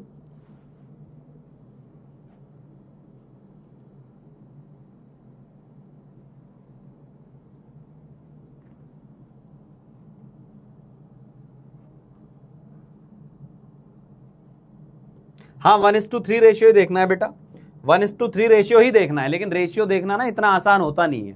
जब वो ऐसे मोल दे देता है 1, 3, 2, 6, 3, 9 तब तो देख पाते हैं। जब फ्रैक्शन में मोल दे देता है, पॉइंट्स में मोल दे देता है, तो वही काम करके देखो। स्टोइकोमेट्रिक रेशियो ले लो जो भी मैंने समझाया, और उसको बराबर है तो अच्छी बात है, नहीं है तो जो कम है वो LR है। इसको करो बेटा। खर्च का मतलब होता है कंज्यूम्ड मोल्स आर कॉल्ड खर्च मोल। ठीक है, यहां बॉम्बे पहुंचा रहे हैं शायद लोग, देख लेते हैं बॉम्बे आ रहा है क्या आ रहा है, देखते हैं भाई। सबसे पहले चेक करेंगे, सबसे पहला काम, क्या रिएक्शन बैलेंस्ड है, क्या ये बैलेंस्ड है, क्या ये बैलेंस्ड है, क्या ये बैलेंस्ड है? तो इसका जवाब है जी हाँ दोस्तों, बैलेंस्ड है, क्योंकि एक कार्बन है, एक कार्बन है, 4 हाइड्रोजन है, 4 हाइड्रोजन है, एक ऑक्सीजन, एक ऑक्सीजन है। ठीक है सर। उसके बाद जो अपना पैटर्न होता है, जैसे सॉल्व करते आए हैं वैसे सॉल्व करेंगे कि सर सबसे पहले रिएक्शन लिख लो, रिएक्शन लिखने के बाद सबसे पहला काम मोल निकालो। सर सवाल ने पहली स्टेप खुद ने करके दी हुई है, उसने मोल निकाल के दिए हुए हैं। चलो फिर तो आपका आधा काम बच गया। CO के मोल कितने हैं, 6 मोल हैं। हाइड्रोजन के मोल कितने हैं, 10 मोल हैं। सर CO छोटा है, ना ना ना ना ना, मूर्खता वाली बातें हैं, मूर्खता वाली बातें, डोंट बी अ मूर्ख। इसलिए स्टेप 2 लगाते हैं। स्टेप 2 क्या कहता है, स्टेप 2 में हम रेशियो लेते हैं, रेशियो। किसका रेशियो? स्टोइकियोमेट्री का। कैसे? 6/1 10/2। इसीलिए बोलता हूं मोल से मत देख, वहां 10 ज्यादा था पर पता चला कि नहीं ये तो 5 आ गया, ये छोटा है, ये स्मॉल नंबर है, 6 से तो कम ही है, स्मॉल है। स्मॉल है तो एलआर कौन आ गया? एलआर आ गया हाइड्रोजन। एलआर आ गया हाइड्रोजन। क्लियर? इसका मतलब क्या है? हाइड्रोजन पूरी तरह साफ हो जाएगा, हाइड्रोजन के जितने भी मोल दिए वो पूरे खत्म हो जाएंगे। तो हाइड्रोजन के कितने मोल गए? सर हाइड्रोजन पूरा गया। हाइड्रोजन पूरा गया मतलब अब CH3OH के मोल निकालने, तो किससे निकालेंगे? CH3OH जितना भी बना वो हाइड्रोजन के मोल डिवाइडेड बाय 2 आएगा। अब यहां से क्या आ जाएगा? वैल्यूज रख दे। CH3OH के मोल पता करने हैं और H2 के मोल कितने हैं बेटा? अब गलती से ना H2 के मोल में 5 मत रख देना, ये दूसरी गलती बच्चे करते हैं। ये वो रेशियो आ गया, वही 5 है, 5 मोल नहीं है, मोल तो 10 ही है। तो ये 10 था और ये 2 था, तो अब 5 मोल आ गया। तो 5 मोल का मतलब क्या आ गया? B will be answer. बहुत सारे बच्चों का बॉम्बे आ गया था और सब बॉम्बे जाने वाले हैं। क्लियर बेटा? ओके, लव यू ऑल बेटा, लव यू। अब समझ में आया LR? Hello hello guys, LR समझ में आ रहा है? एलआर लिमिटिंग रिएजेंट क्या होता है, लॉर्ड कॉन्सेप्ट समझ में आ रहा है, तो you have become Lord now. Clear? चलिए नेक्स्ट क्वेश्चन। अब देख 24 ग्राम कार्बन दे दिया, 96 ग्राम ऑक्सीजन दे दिया O2 और बोल रहा है कार्बन मोनोऑक्साइड बनाना है। भाई दोनों के ग्राम दे दिए तो तू मोल तू निकालना। इस बार बोल रहा है स्टेप 1 भी निकाल, 2 भी निकाल, 3 भी तू ही निकाल। फिर उसने बोला 3 चीजें पूछी है, पहले तो लिमिटिंग रिएजेंट बताओ, फिर एक्सेस रिएजेंट के कितने मोल बचे वो बताओ, और ये भी बताओ CO कितना बना STP पर। जवाब दीजिए, जवाब दीजिए, आंसर बताइए, कौन सा आंसर आएगा। मुझे पता था तुम करते जाओगे, मुझे पता था, मुझे पूरी उम्मीद होती है, क्योंकि तुम पे तो भरोसा है, खुद पे भी कहीं ना कहीं भरोसा है कि नहीं मैं समझा ले जाऊंगा इस बच्चे को, है ना? हाँ, बहुत बच्चे देखे हैं बेटा मैंने। उन बच्चों को बिलो एवरेज वाले जो बच्चे हैं उनको उठा के टॉपर्स की कैटेगरी में जाते हुए देखा है, मेहनत की हुई है। मैं नहीं बोलूंगा कि अकेला मेरे ही दम पे होता है, पूरी टीम के दम पर होता है ना? और पूरी टीम जो है यहाँ पर मिशन जीत के ऊपर, वो वही टीम है जो बेटा आप सितारे हैं तो आपको वाकई में और अच्छा सितारा बना देंगे, और आपके सितारे थोड़े कम भी हैं तो आप में सितारे ऐड करने का भी काम मिशन जीत करेगा। क्लियर? चलो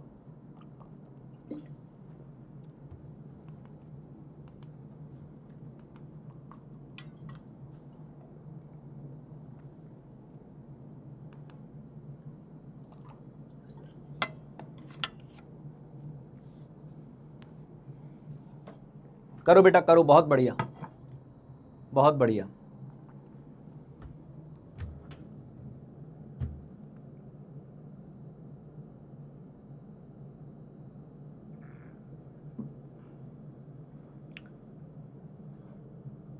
करो करो करो करो करो।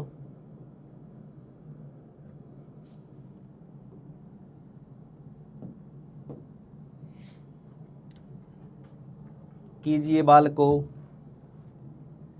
मैं नई स्क्रीन पर इसको सवाल को ले लेता हूं। पहले तूने लिख लिया? C बता रहे हैं अधिकतर बच्चे। अच्छा मैं देखता हूं एक बार लिमिटिंग रिएजेंट कौन आया है, इससे देखते हैं। 2 मोल कार्बन दिया हुआ है और 3 मोल ऑक्सीजन दिया हुआ है। तो भाई मेरे हाँ 2 मोल कार्बन दिया हुआ है ना, तो 2 मोल का मतलब 2/2 1 आ जाएगा। कार्बन ही लिमिटिंग रिएजेंट आ रहा होगा, तो यानी आंसर जो आ रहा होगा वो B और C में से ही कोई आएगा। B और C में से ही कोई आने वाला है, देख लेते हैं उसको। और जब कार्बन ही लिमिटिंग रिएजेंट है तो 2 मोल से 2 मोल CO बनेगा। 2 मोल से 2 मोल मतलब 44.8 लीटर CO आएगा। मुझे तो यहीं से जो आंसर सीधे सीधे दिखाई दे रहा है, सीधे सीधे जो आंसर दिखाई दे रहा है वो बॉम्बे दिख रहा है यार। मुझे बॉम्बे दिख रहा है, मुझे बॉम्बे दिख रहा है, पता नहीं क्यों। सॉल्व करूंगा मैं, बट मुझे ये तो समझ में आ गया कार्बन LR है, और कार्बन LR है तो इसके 2 मोल खर्च होंगे, तो इसके 2 मोल बनेंगे, और इसके 2 मोल ही तो दिए हुए हैं 24 ग्राम कार्बन। तो ये 24 ग्राम यानी 2 मोल पूरा खर्च होगा, ये 2 मोल बनेगा, और 2 मोल का वॉल्यूम STP पर 44.8 होता है। तो भाई मुझे और ज्यादा चीजें चेक करने की जरूरत ही नहीं पड़ रही है शायद, क्योंकि LR जो है वो कार्बन है और 44.8 एक में ही है। ऑप्शन B आ गया, टिका दिया, खत्म हो गया। सर इतना तेज? जी हाँ, आपको भी इतना ही तेज बनना है। बाकी मैं इसको सॉल्व करके बता रहा हूं, अगले पेज पर इसको सॉल्व करके बता रहा हूं पूरा का पूरा। ध्यान से सुनना, ध्यान से सुनेंगे हर कोई। हमने क्या किया, कार्बन लिया, ऑक्सीजन लिया और CO बना दिया। CO रिएक्शन बैलेंस थी, बहुत अच्छी बात है, नहीं होती तो करते। स्टेप 1 में हमने मोल निकाले, स्टेप 1 में मोल निकाले, इसके मोल कितने आ गए, 24/12, 2 मोल आ गए। 2 मोल आ गए, इसको ऐसे ही चलते रहने दो, है ना। इसके मोल निकाले, कितने आ गए 96/32, 3 मोल आ गए। फिर हमने क्या किया, स्टेप 2 निकाली। स्टेप 2 के अंदर क्या करेंगे, स्टेप 2 के अंदर हमने क्या किया, 2/2 किया, क्योंकि कॉफिशिएंट 2 था तो ये 1 आ गया। और यहाँ क्या किया, 3/1 किया, ये 3 आ गया। ये छोटा नंबर है, छोटा नंबर है तो ये LR है। ये छोटा नंबर आ गया तो इसको हमने बोल दिया लिमिटिंग रिएजेंट है।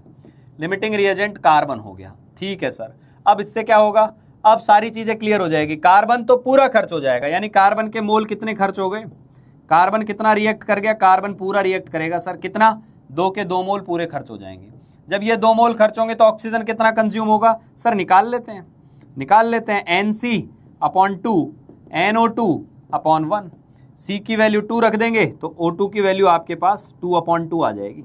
यानी सर ऑक्सीजन के मोल खर्च होंगे आपके पास, NO2 रिएक्टेड कितना आ गया बेटा, NO2 रिएक्टेड आ गया 1, NO2 रिएक्टेड आ गया 1, और NO2 रिएक्टेड आ गया तो O2 बचा कितना सर, जितना था उसमें से 1 घटा दो, 3 था, 3 में से 1 घटा दो, 2 बचा। ओके, अब CO की बात करते हैं, CO की बात करते हैं। CO कितना बना, तो CO कितना बना कौन डिसाइड करेगा, सब कुछ डिसाइड वही करेगा जो LR है। देखो मैं ऑक्सीजन से निकाल ही नहीं रहा, मैं C से निकाल रहा हूं हर चीज। तो ये 2 से 2 कैंसिल आउट हो गया, CO के भी मोल वही आएंगे जो कार्बन के थे, यानी 2 मोल आएंगे। और 2 मोल का वॉल्यूम तुझे लाला, तुझे लाली एकदम अच्छे से आता है, 2 × 22.4 44.8 लीटर होता है। तो आप ऑप्शन में कार्बन LR है, ER के 2 मोल बचे हैं और 44.8 है, तो मेरे भाई बॉम्बे जाना होगा, बॉम्बे। चलिए बॉम्बे, समझ में आ गई बात, समझ में आया, समझ में आ गया तो लिख दे या सर, वी गॉट या। ठीक है, ओके बेटा। चलिए नेक्स्ट चलते हैं, चलते हैं अगले सवाल पर, चलते हैं बेटा। नेक्स्ट क्वेश्चन, आपको 3 रिएजेंट दिए हुए हैं, Fe2S3, पानी, ऑक्सीजन। मजे की बात ये सब बैलेंस्ड है। बोला 1 मोल इसका है, 2 मोल इसके हैं, 3 मोल ऑक्सीजन के हैं। बताइए FeOH थ्राइस के कितने मोल बनेंगे। तो पहले जब सबके मोल दिए हुए हैं तो क्या करेंगे सर, LR चेक करेंगे। LR जब एक से ज्यादा मोल दे दिए जाएं, चुपचाप LR चेक करो। ठीक है, चेक करो और आंसर बताओ, और ऑप्शन का जवाब दीजिए। मेरे को आंसर चाहिए फटाफट, आ जाइए। आई नो यू गाचा चाचा, आई नो यू गाचा। चलो करो इसको, चलो बेटा, मक्खन। चलो करें, सॉल्व करें सभी लोग। एक्सेस रिएजेंट यार, एक तो ना एक मोटी सी ना ऑक्सफोर्ड की एक डिक्शनरी आती है इंग्लिश की, वो ले आओ, क्योंकि हम अंग्रेजी ही नहीं जान रहे हैं। हमारे साथ बड़ी समस्या है कि एक्सेस का मतलब क्या होता है सर, एक्सेस कहां से।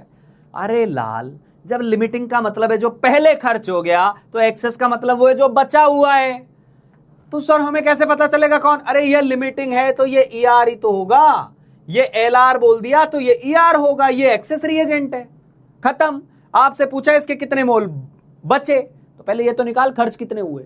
वो कैसे निकालेंगे, 3 दिन से वही निकाल रहे हैं। इसके मोल पता है तो इसके मोल आ जाएंगे। कार्बन के मोल कितने खर्च हुए, पूरे खर्च हो गए 2 मोल, तो इसके कितने खर्च हुए, रेशियो लगा के निकाल ले कितने खर्च हुए। तो बचे कितने, जितने थे उनमें से खर्च हो गए, घटा दे, बचे हुए आ जाएंगे। फर्जी बात है नहीं यार, ये करो।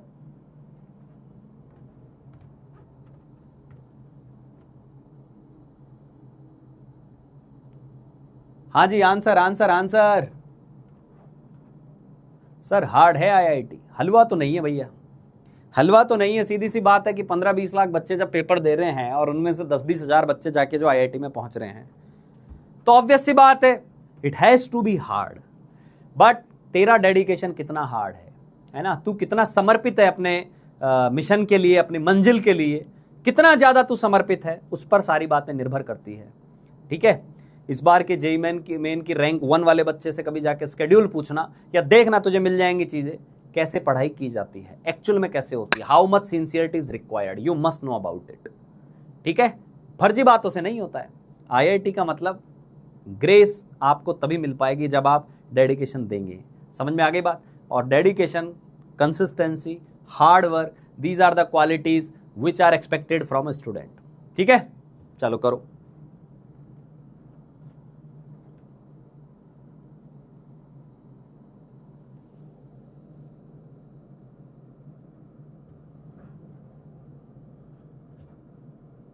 B for Bombay.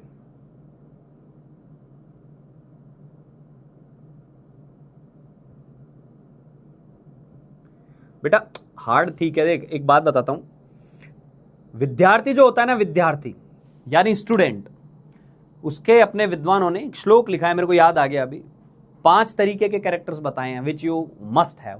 काक चेष्टा बको ध्यानम श्वान निद्रा तथैव च, काक चेष्टा बको ध्यानम श्वान निद्रा तथैव च, अल्पाहारी ग्रह त्यागी विद्यार्थी पंच लक्षणम।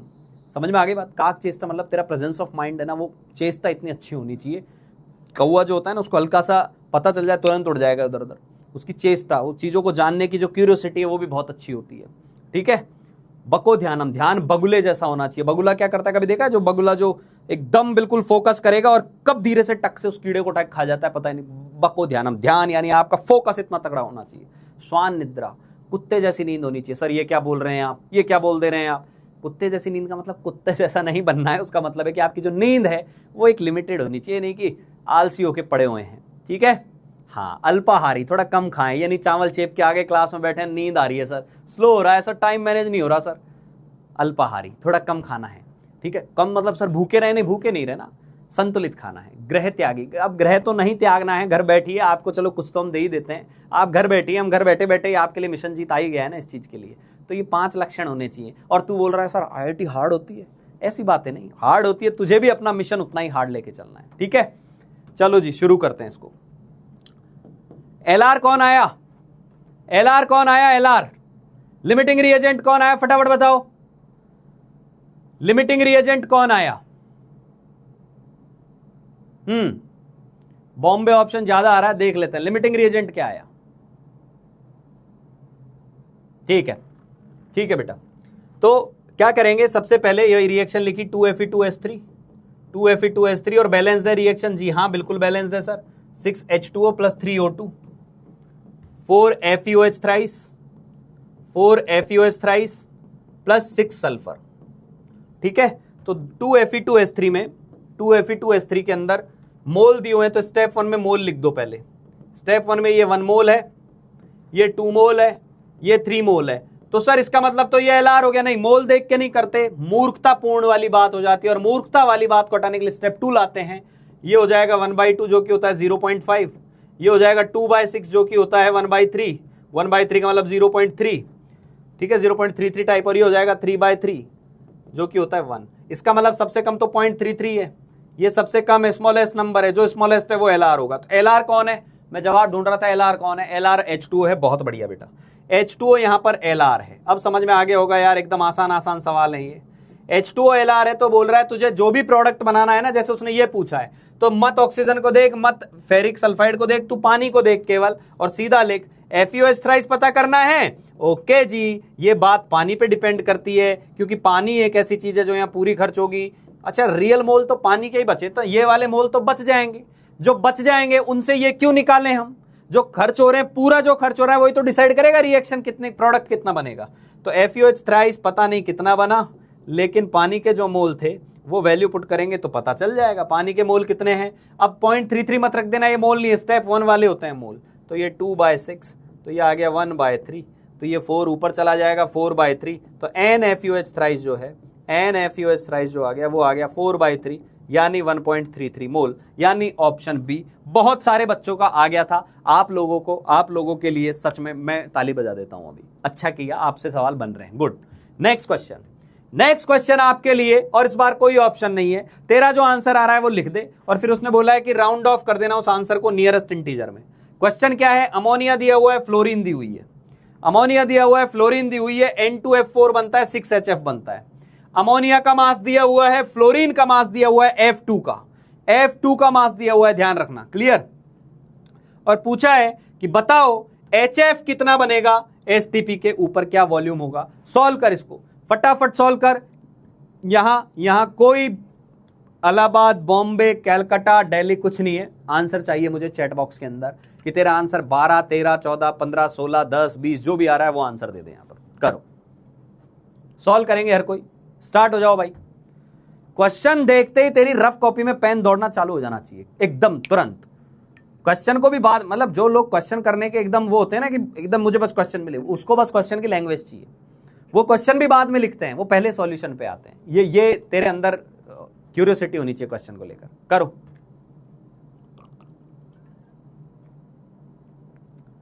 बेटा, नियरेस्ट इंटीजर का मतलब है कि जैसे तेरा पॉइंट कुछ आ गया तो उस पॉइंट को देखना है 0.5 से पहले 0.5 के बाद है, उस हिसाब से आ गया भाई। ये लीजिए अभिषेक जी का आंसर आ गया 13.44। बहुत बढ़िया, बहुत बढ़िया बेटा। जिनका 14 आ रहा है वो एक बार ये सोचे कि जो नंबर आ रहा है वो 13 के ज्यादा पास है कि 14 के ज्यादा पास है।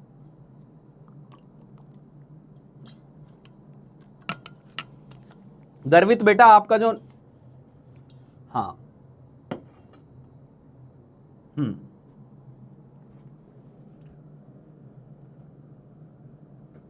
प्रथम का आ गया 13 और 13.44 अंकुर का आ गया। बहुत बढ़िया बेटा, बहुत उम्दा। अभी का 13.44 आ गया है, ऋषि का आ गया है। बहुत बढ़िया बेटा, शानदार।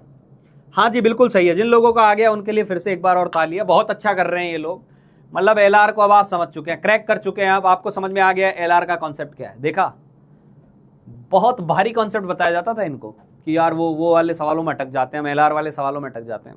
मक्खन है भाई, कोई नहीं अटकेगा। क्लियर? चलिए सॉल्व करते हैं भाइयों, सॉल्व करते हैं। चलो शुरू करते हैं। 2NH3 plus 5F2 gives N2F4 plus 6HF। ठीक है, अब देख होता क्या है, होता क्या है, हम मोल लिखेंगे सबसे पहले। स्टेप वन में मोल लिखेंगे तो मोल कितने आएंगे। अब या तो लोगों ने मोल गलत निकाले होंगे। मोल कैसे निकालते हैं? Mass upon molar mass. Nitrogen का 14, हाइड्रोजन का 3, तो ये हो गया 17, तो ये आ गया 0.5 मोल।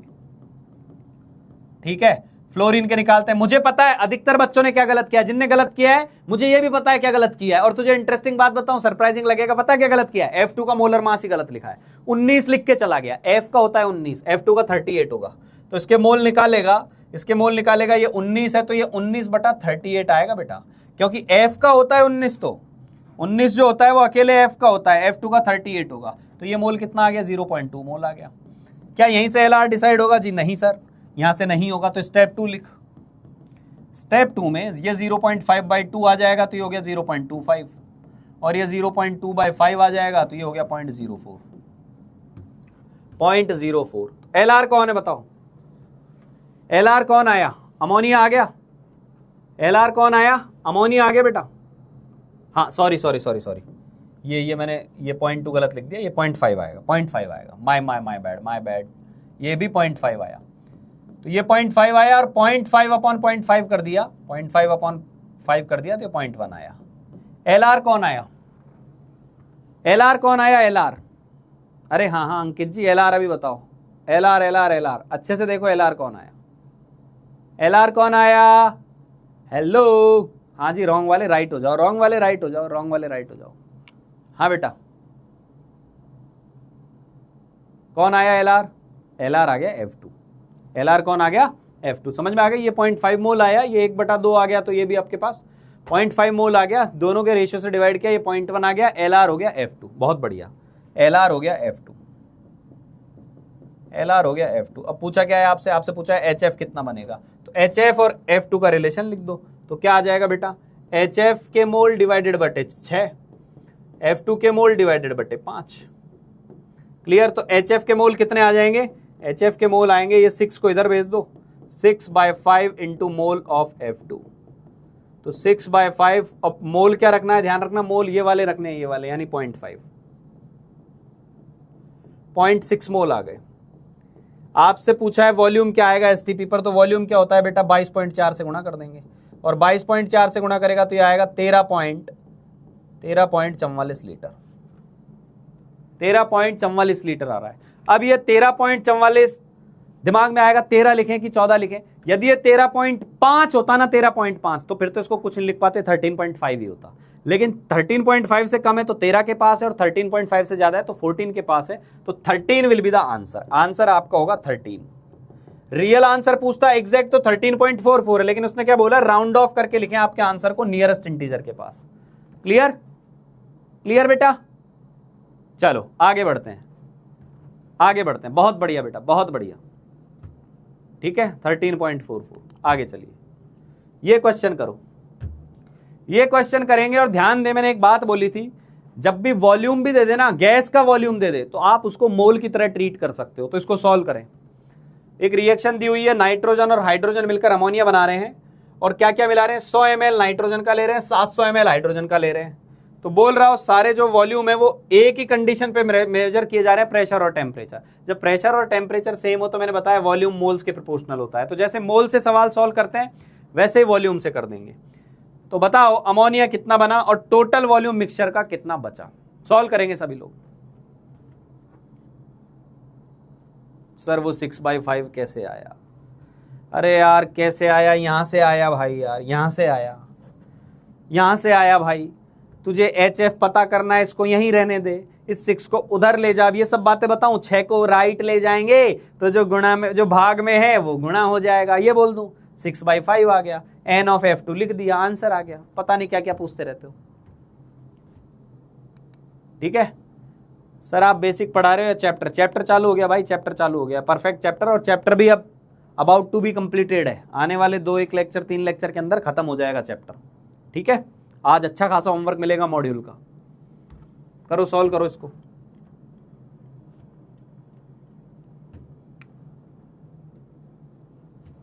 अमोनिया कितना बनेगा ये बताओ।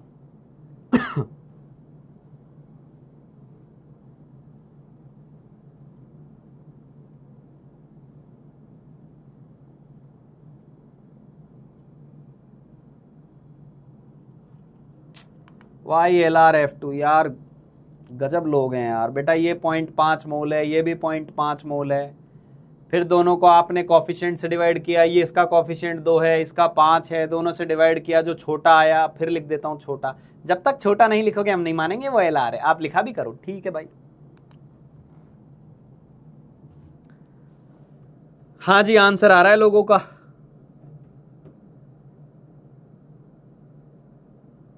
बेटा आराम से सोच लेना, वॉल्यूम ऑफ अमोनिया 200 A में भी है, C में भी है, सोच समझ के जवाब देना। और उसने बाद में जो पूछा उसने बोला है फाइनल टोटल वॉल्यूम।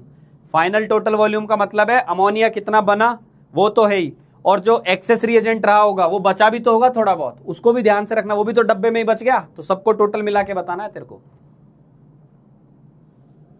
बहुत बढ़िया बेटा, 1-2 लोगों का आंसर सही आ रहा है, 1-2 लोगों का सही आ रहा है। बी वाले तो बिल्कुल गलत है, पता नहीं बी कहां से ले रहे हैं। 466 तो किसी भी हालत में नहीं आएगा, 466 कहीं से भी नहीं आ रहा।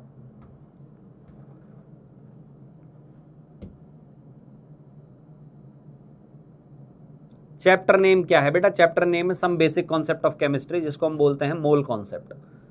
दोनों नाम लिख सकता है, some basic concept of chemistry या फिर मोल कॉन्सेप्ट।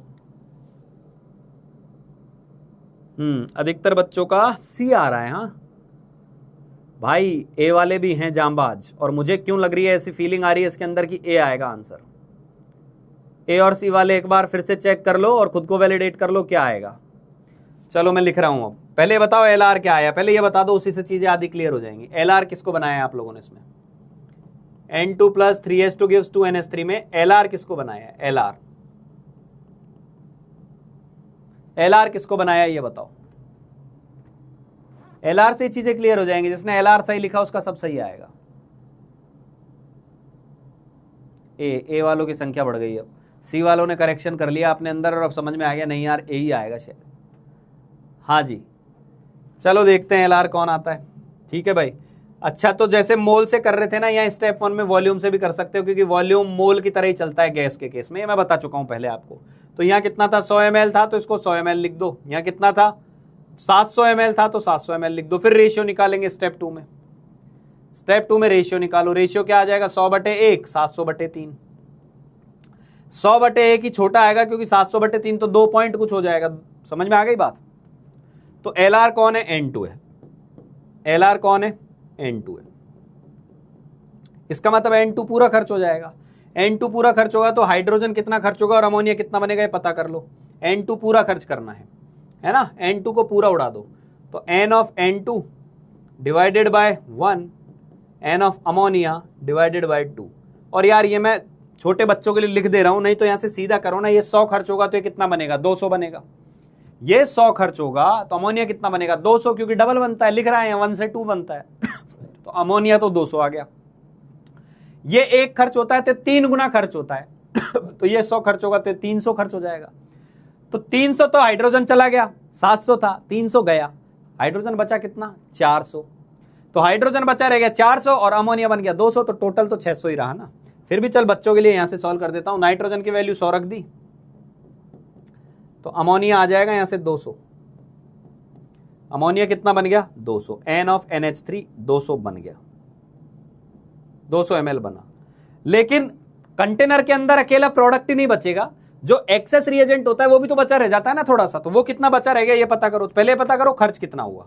तो ये देखो अमोनिया तो इतना आ गया। अब ये देखो हाइड्रोजन कितना खर्च होगा, तो हाइड्रोजन के लिए 3 गुना खर्च होगा। तो सीधा लिख सकते हो N of H2 divided by 3, N of N2 divided by 1।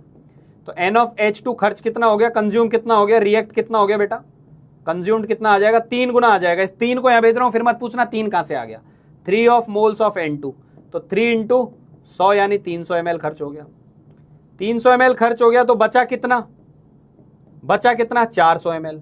उसने बोला है पात्र में, डब्बे में, कंटेनर में फाइनली कितना बचा। अमोनिया जो बना 200 वो, और ये जो बच गया 400 वो, 600 ml। जिन लोगों को समझ में आ गया लिख दे मक्खन, जिन लोगों को समझ में आ गया वो लिख जाए मक्खन। समझ में आ गई बात। अब देख ले तू, अब सर क्वेश्चंस देख रहे हैं आप, 1 2 3 4 5 6 लाइन के सवाल है सर। हाँ लेकिन 6 लाइन के हैं, समझ में आ गई। तू आंसर 6 लाइन का भी नहीं है, आंसर बहुत छोटा है उसका। क्लियर, चलें आगे। बहुत बढ़िया बेटा। अगला सवाल होमवर्क में दे रहा हूं। अगला क्वेश्चन आपको जो दिया जा रहा है वो होमवर्क में है, ठीक है। इसको होमवर्क में करके लाना है। फिर मैं आपके जो पिछले लेक्चर के भी होमवर्क के क्वेश्चन बच गए उनको भी ले आऊंगा अगले वाले में, और ये भी ले आऊंगा। आज वो शायद स्किप हो गए थे, दिमाग में नहीं रहे होंगे मेरे, ठीक है। तो वो भी ले आएंगे, ये भी कर लेंगे, इनको कर लेना, ठीक है। इजी है भाई, बिल्कुल इजी है। ये भी होमवर्क है और ये जेई का तड़का भी है साथ में, एकदम अच्छे से करके लाना। जेई का तड़का भी है ये, जेई का तड़का, ये भी होमवर्क का पार्ट है, ठीक है बेटा। समझ में आ गई बात। ये ए दिया है, बी दिया है, AB2 दिया है। इंटरेस्टिंग बात बताऊं, अभी जो मॉड्यूल में सवाल दूंगा उसमें रिएक्शन बैलेंस भी नहीं होंगी, तो तेरे को बैलेंस भी करके चलनी होगी। यहां तो रिएक्शन बैलेंस दी हुई है, ठीक है। ये भी होमवर्क में करना है, ये भी होमवर्क में करना है। और ध्यान देना, पूछा है कौन सा स्टेटमेंट इनकरेक्ट है, करेक्ट नहीं इनकरेक्ट। और ये भी जेई का तड़का है, ताजा तड़का है ये, ताजा तड़का। ताजा तड़का समझते हो, अभी फ्रेश तड़का दिया है। अभी जेई मेन का एग्जाम हुआ ही है ना। अभी जनवरी में जो पेपर हुआ है ना उसमें आया था ये सवाल, और सब लिमिटिंग रिएजेंट के सवाल है भाई, सब लिमिटिंग ये भी जेई में आया हुआ सवाल है। और 2026 ये भी ताजा तड़का है, ताजा तड़का है। तो आप अंदाजा लगा लो, ताजा तड़का यानी इतने पेपर्स में से एक साल के पेपर्स में से 2-2 सवाल दिख रहे हैं लिमिटिंग रिएजेंट के। तो तुम्हें गहराई समझ में आ गई होगी, तुम्हें ग्रेविटी समझ में आ गई होगी कि ये कॉन्सेप्ट कितना इंपॉर्टेंट है। समझ में आ गई बात। एक्चुअली काफी इंपॉर्टेंट पॉइंट है, इसलिए मैंने इसको एक अलग लेक्चर दिया है। कई जगह इसको 5-10 मिनट में पढ़ाकर फ्री कर दिया जाता है, लेकिन मुझे पता है मेरे बच्चे अटकेंगे फिर उस 5-10 मिनट को पढ़ के। तो बेहतर है इस पर समय दिया जाए, इसको अच्छे से समझा जाए, इसके जैसे सवालों की, बहुत सारे सवालों की प्रैक्टिस की जाए। Clear, clear. हाँ बेटा आता है। एक्चुअली स्टोइकियोमेट्री जेईई मेन की बैकबोन है। एक्चुअली होता क्या है, मोल कॉन्सेप्ट पहला चैप्टर क्यों रखा जाता है, क्योंकि हर चैप्टर में मोल कॉन्सेप्ट काम में आता है, हर चैप्टर में मोल कॉन्सेप्ट काम में आता है। तो तेरा मोल कॉन्सेप्ट एकदम स्ट्रांग है, तो बाकी के चैप्टर्स में ये जब जब आएगा तब तब तू वहां से निकल जाएगा आराम से। इसलिए पहला चैप्टर इसको पढ़ाया जाता है। अदरवाइज और भी बहुत सारे आसान चैप्टर है, उनको पहले पढ़ाया जा सकता था, लेकिन उनमें फिर मोल आ जाएगा। तो मोल का ज्ञान तो अच्छा होना जरूरी है। क्लियर, ठीक है। सर टोटल गैस बता दो, टोटल गैस किसमें बता दो, टोटल गैस क्या बता दो। टोटल वॉल्यूम जो होगा गैस का वो कैसा होगा, जो ये बन गया वो होगा और जो ये बचा रह गया वो होगा। ये कितना बन गया था वो निकाल लिया था, 200 था, और ये कितना बच गया था 400, दोनों को जोड़ दिया 600 था। कौन सी बड़ी बात है। क्लियर। अब चलते हैं सीक्वेंशियल रिएक्शन पे, अब चलते हैं सीक्वेंशियल रिएक्शन पे। एक नया चैप्टर लेके आ रहा हूं, नया टॉपिक लेके आ रहा हूं, सीक्वेंशियल रिएक्शन। चैप्टर नहीं sorry, topic sequential reaction. Heading लिख लेंगे सीक्वेंशियल रिएक्शन। होमवर्क वाले क्वेश्चन पीडीएफ मिल जाए तब कर लेना, अभी के लिए लिख लो सीक्वेंशियल रिएक्शन क्या होती है। इसकी डेफिनेशन वगैरह अगली स्लाइड पे आ जाएगी, वो मैं लिख लाता हूं मैं, कि थोड़ा मेरे को लिखना ना पड़े, लेकिन मैं वो लिखी हुई चीज़ों को समझा नहीं पा सकता, तो इसलिए मैं तो भैया एक फ्रेश स्लाइड लेके ही पढ़ाता हूँ। मेरे हिसाब से बोर्ड खाली है तो मैं चमका चमका के लिख देता हूँ, फिर तुम लिख लेना वहाँ से डेफिनेशन इंग्लिश के अंदर जो भी लिखनी है। पहले भावनाएं समझ लीजिए, भावनाएं पहले समझी जाती है, उसके बाद उसको उतारना होता है। सीक्वेंशियल का मतलब क्या होता है। सर 10 को टेस्ट है क्या, हाँ बेटा ठीक है। सर मेरे से आधे क्वेश्चन होते हैं, बेटा आधे भी हो रहे हैं ना तो भी तू विनर है, बता दो। यानी 50% कर ले रहा है तू जेई के क्वेश्चन, और तुझे मैं कई बार बोल चुका हूं 30% 35% तो कट ऑफ होती है जेई की। बात मैं हर बार ये बोलता हूं कि कितने सही हुए is not the question, are you attempting और not is the question. If you are attempting the question, ये हो रहा है नहीं हो रहा है ये अलग चीज है। तू अटेम्प्ट कर रहा है मतलब तू सिंसियर है, तू सीरियस है, तो चीजें बन जाएंगी भाई, समय लगेगा यार। ये जेई है भाई, ये बोर्ड नहीं है। This is not board exam कि ये चम्मच है, हलवा लिया, बहुत अच्छा लग रहा है, टेस्टी है सर, और एक दो चम्मच खाते जाए। नहीं, यहाँ हलवा बनाना भी पड़ता है, चम्मच भी बनानी पड़ती है, सब बनाना पड़ता है, फिर खाना पड़ता है, फिर तृप्ति होती है। समझ में आ गई बात?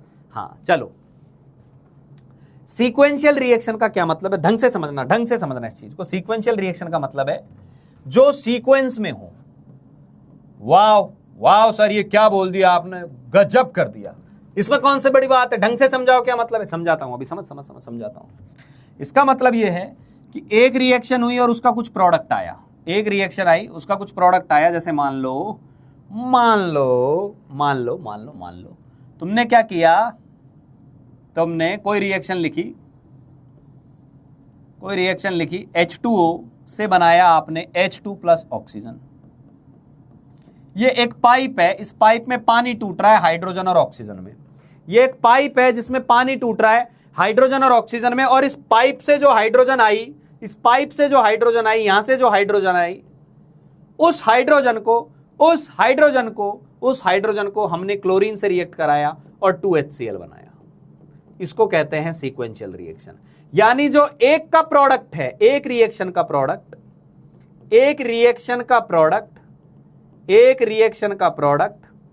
दूसरी रिएक्शन का रिएजेंट है, दूसरी रिएक्शन का रिएक्टेंट है। यह बात समझ में आई या नहीं? इसका मतलब ये हो गया जो एक से बना वो आगे काम आ रहा है। यानी मुझसे कोई पूछ से HCl कितना बना, तो मैं बोलूंगा भाई मुझे HCl के लिए इन दोनों में से कुछ पता होना चाहिए। इन दोनों में से कॉमन कौन है? हाइड्रोजन पता है। हाइड्रोजन कहां से पता चलेगा? पानी से पता चलेगा।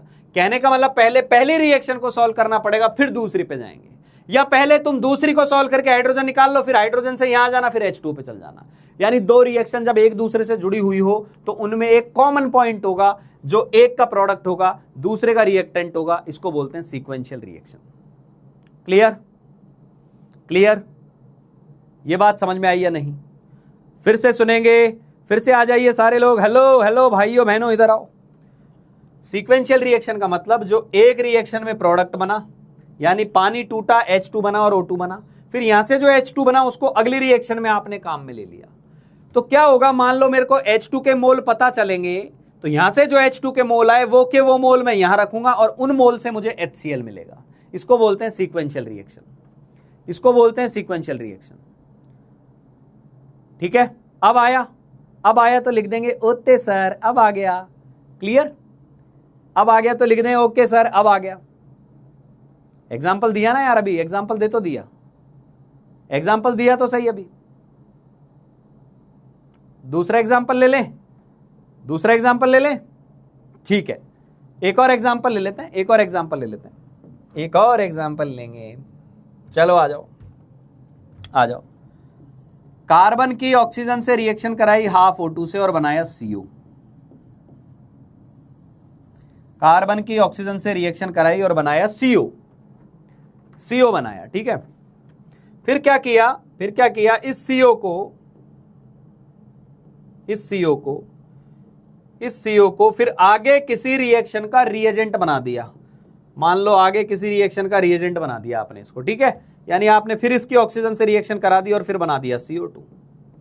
तो ये पाइपलाइन रिएक्शन हो गई। पाइपलाइन मतलब एक पाइप से प्रोडक्ट बाहर आया, जितना प्रोडक्ट यहां से आएगा उतना ही तो यहां काम में आएगा।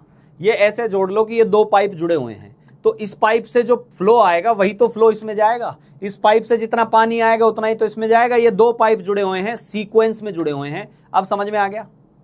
सिंपल सी बात है। Clear? Hello dear, yes, okay sir. Example समझ में आए? यानी एक का प्रोडक्ट दूसरे का रिएजेंट बन जाए, उसको सीक्वेंशियल रिएक्शन बोलते हैं। Got it? चलो अब यहां से आ जाओ। ये तेरे को तेरी कॉपी में उतारना है। A series of reactions where the product of one step acts as reactant of the next step.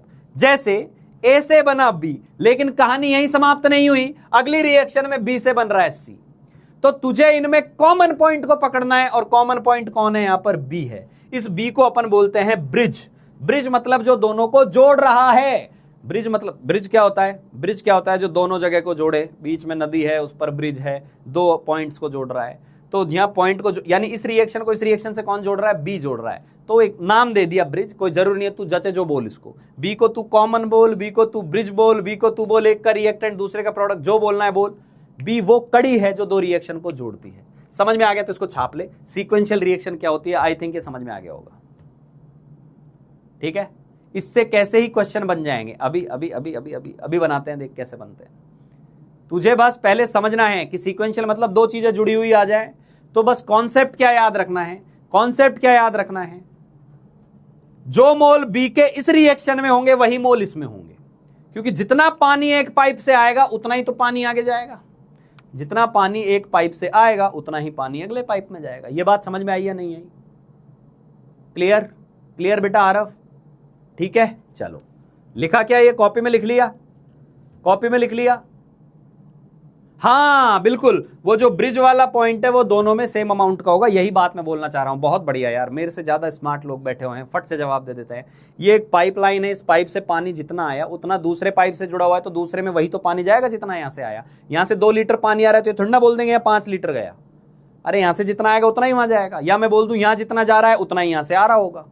Clear? चलो जी, जैसे वही आप ये कार वाली जो चीज है ना यार, कल भी कार में बैठ के बहुत बच्चों ने फोटोज भेजी। कोई BMW में बैठा था, कोई थार में बैठा था, कोई रूबिकॉन में बैठा था, बड़े बड़े कार में बैठ के, और बगल में सर को बिठा लिया। और क्योंकि सर सब कुछ समझ में आ गया था।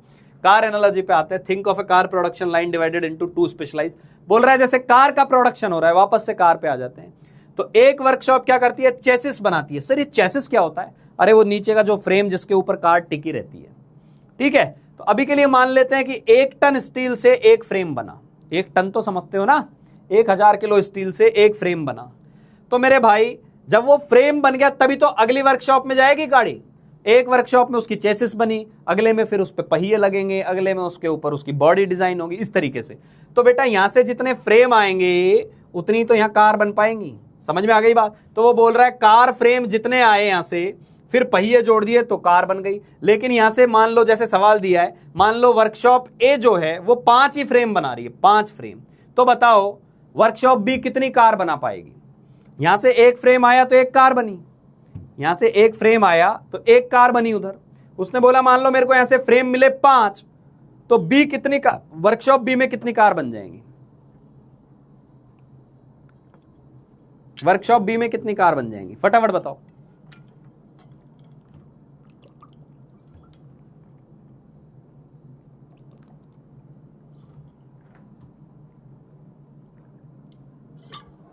करेक्ट, बस खत्म। अब तुम्हें समझ में आ गया सीक्वेंस का क्या मतलब है। भाई ये वाली जो वर्कशॉप है जहां चेसिस बन रहा है, ये जितने चेसिस बना के देगा उतना ही तो अगला कार बनाएगा। इसने 5 ही दिए तो 5 ही बनाएगा, 5 ही बनाएगा। चाहे वो बोल रहा है उसके पास भले ही 100 पहिए हो। अब 100 पहियों से तो 25 कार बन सकती है, 100 पहियों से तो 25 बन सकती है। तो सवाल को समझ, उसने बोला इसने फ्रेम ही 5 बनाए, और अगले वाली वर्कशॉप बोल रहा है भाई मेरे पास 100 पहिए है यार, तूने 5 ही भेजे हैं, तो बता मैं कितनी कार बना पाऊंगा? तो अगला बोलेगा भाई 5 ही बना पाएगा, जब मैंने फ्रेम ही 5 दिए तो 100 पहिए थोड़ी ना 5 पे लगा देगा तू।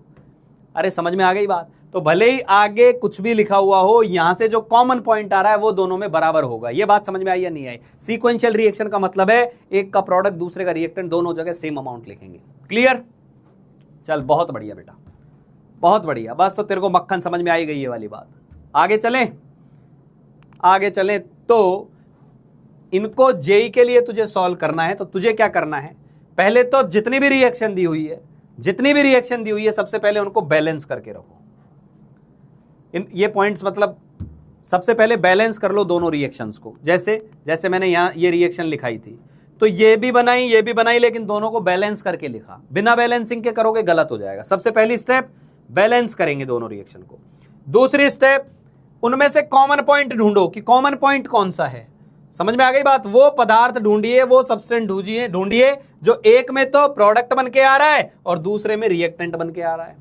एक में प्रोडक्ट बन के आ रहा है, दूसरे में रिएक्टेंट बन के आ रहा है, उसको बोल देंगे ब्रिज। और फिर रिले परफॉर्म करो। रिले समझते हो? रिले समझते हो? रिले क्या होता है? वो दौड़ होती है ना, रिले, भाग के गए और ये रिले मैंने अगले को दे दी, मैं तो रुक गया, अगला वाला भागना चालू हो गया, अगला वाला भागा, वो रिले आगे दे दिया आगे। इसका क्या मतलब है? इसका मतलब है यहाँ मोल्स का रिले करना है, यानी एक रिएक्शन से मोल निकालने हैं, वही मोल दूसरे वाले में यूज करने। किसके लिए? ब्रिज वाले के लिए। ये 3 कॉन्सेप्ट लगाने हैं, तू सीक्वेंशियल रिएक्शन के सवाल कर लेगा। यदि ये पॉइंट समझ में आ गए तो 3 हार्ट, तीनों स्टेप्स के लिए 3 हार्ट मुझे चाहिए। बहुत देर हो गई। हाँ जी, करो भाई, फटाफट करो। अरे यार कौन बोल रहा है ब्रिज मतलब लिमिटिंग रिएजेंट होता है? मैंने बोला क्या यार ब्रिज लिमिटिंग रिएजेंट होता है? कहां से कुछ भी बना लेते हो यार। ब्रिज वो होता है जो दो सीक्वेंशियल रिएक्शन को कौन जोड़ रहा है। ब्रिज का मतलब समझते हो? ब्रिज का क्या मीनिंग है? ब्रिज का मतलब होता है तो 2 रिएक्शन को जोड़े। इन दोनों में कौन सी चीज है जो कॉमन दिखाई दे रही है? इसमें हाइड्रोजन ब्रिज है। इसमें कौन है ब्रिज? क्या इधर कार्बन है? क्या नहीं? क्या इधर ऑक्सीजन है? क्या हाँ है ऑक्सीजन, पर इसका जो प्रोडक्ट है वो इसका रिएक्टेंट है, तो ये ब्रिज हुआ ना। हाँ चलो, चल तू एक काम कर, तू सीधा सवाल सॉल्व कर।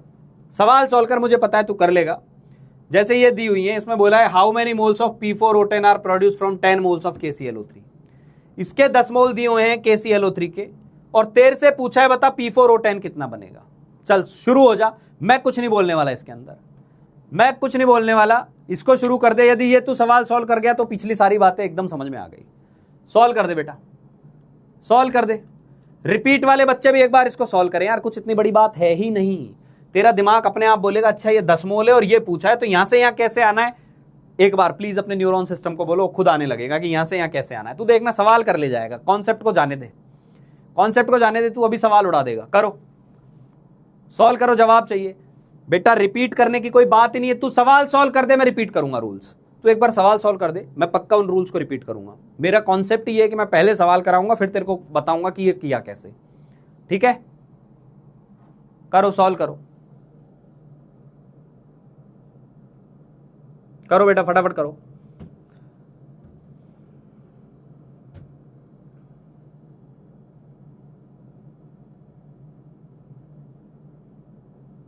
सॉल्व करो, सॉल्व करो, सॉल्व करो। बहुत बढ़िया भाई, बहुत बढ़िया। आ तो गया, सभी का आंसर आ गया। 3 मोल। क्या था इसमें? क्या था इसमें? कौन सी बड़ी बात है? अब मुझे यहां से यहां पहुंचना है तो रास्ता कहां होके गुजरेगा? सर यहां से ऑक्सीजन निकालेंगे और उस ऑक्सीजन को यहां रखेंगे तो यहां पहुंच जाएंगे। तो भाई स्टेप 1 बैलेंस करो। ये स्टेप 1 थी। यार मुझे तीनों स्टेप समझ में नहीं आई। अरे बैलेंस करेंगे, पहले बैलेंस कर ली तीनों स्टेप। ठीक है। दूसरी बात ब्रिज। ब्रिज का मतलब यहां क्या है बेटा? मुझे P4O10 पे पहुंचना है तो KClO3 से डायरेक्ट तो नहीं पहुंचूंगा। पहले KClO3 से क्या पता करूंगा? O2 कितना है। उस O2 को यहां रखूंगा, उस O2 से ये आ जाएगा। जिन लोगों को स्टेप समझ में नहीं आई वो लिख दे अब आ गया। जिन लोगों को स्टेप समझ में नहीं आई वो लिख दे अब आ गया। लिख दो फटाफट, लिखो। हाँ बहुत बढ़िया, एकदम तूफानी आंसर आ रहे हैं लोगों के। 3 एकदम जिद के बैठ गए। बिल्कुल भाई। क्या करेंगे? KClO3 से पहले निकालेंगे O2 के मोल। क्यों निकाले O2 के मोल? क्योंकि जो चीज यहां प्रोडक्ट बन रही है वो हमारे रिएक्टेंट की तरह काम आ रही है, और वही तो है जो P4O10 बताएगी। तो NKClO3/2 NO2/3। वैल्यूज रख दो। KClO3 10 दिया हुआ है तो 10/2, NO2/3 तो NO2 क्या आ गया यहां से? NO2 आ गया सर 15 मोल। अब तुझे क्या करना है, यही बात याद रखनी है। यानी इस पाइप से जो पानी आ रहा है ना वो 15 मोल है। अब वो 15 मोल पानी आगे चला गया। पानी मतलब ऑक्सीजन बोल रहा हूं, पाइप से समझने की बात समझना। दूसरी बार क्या करेंगे? अब O2 जितने आए उसको यहां लाके रख देना और P4O10 जो आए वो लिख देना। कौन सा यार इसमें बहुत बड़ा तुम्हें तूफान फॉलो करना पड़ रहा है? 15/5 P4O10 के मोल आ गए। लो भाई 3 मोल आ गए। अब तो लिख दे अब आ गया। अब तो लिख दे पापी आदमी की अब आ गया। नहीं अब भी स्टेप लिखवा दो सर, एक बार स्टेप, मुझे स्टेप लिखनी है। आ गया ना? अब स्टेप लिख लेना आराम से, अब लिख लेना। ये जबरदस्ती की थ्योरी बनाई जाती है, जबरदस्ती का तमाशा है। कुछ है ही नहीं यार, कुछ नहीं है, सिंपल सी बात है। इससे ये बना, उससे वो बना, फटाफट बना दो। ठीक है, चल आ जाओ भाई, सॉल्व करो। सॉल्व करेंगे। सभी लोग बोल रहे हैं मास ऑफ कार्बन बताओ, यानी ये पूछा हुआ है। दिया क्या है, कितना कार्बन चाहिए कार्बन मोनोऑक्साइड प्रोड्यूस करने के लिए, जिससे कि वो सारी कार्बन मोनोऑक्साइड जो है वो इस Fe2O3 के 1.6 kg को रिड्यूस कर दे। अब देखो क्या दिया है, कुल मिलाकर तुम्हें Fe2O3 का मास दिया है और पूछा कार्बन कितना चाहिए होगा इस रिएक्शन को होने के लिए। तो बेटा दोनों में कॉमन कौन है उस पर चला जा तू, मैं अभी नहीं बताने वाला इसको, बस केजी को ग्राम में बदल लेना, क्योंकि मोल ग्राम से निकलते हैं, किलोग्राम नहीं। और फटाफट बता दे कार्बन कितना होगा, आंसर दे दे यार, सीक्वेंशियल रिएक्शन उड़ा चुका है तू, सीक्वेंशियल रिएक्शन को निपटा दिया है आप लोगों ने, करो इसको सॉल्व।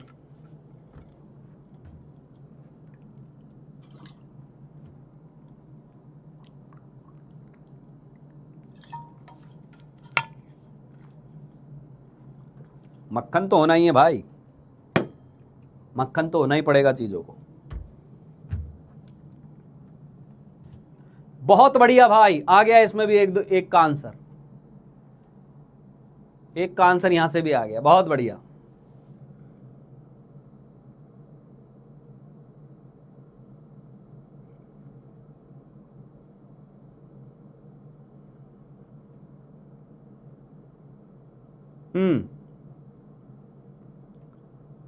लॉज अभी पढ़ेंगे बेटा, है ना, laws of chemical combination last में जब ये चैप्टर हो जाएगा तब मैं बताऊंगा सारे, है ना।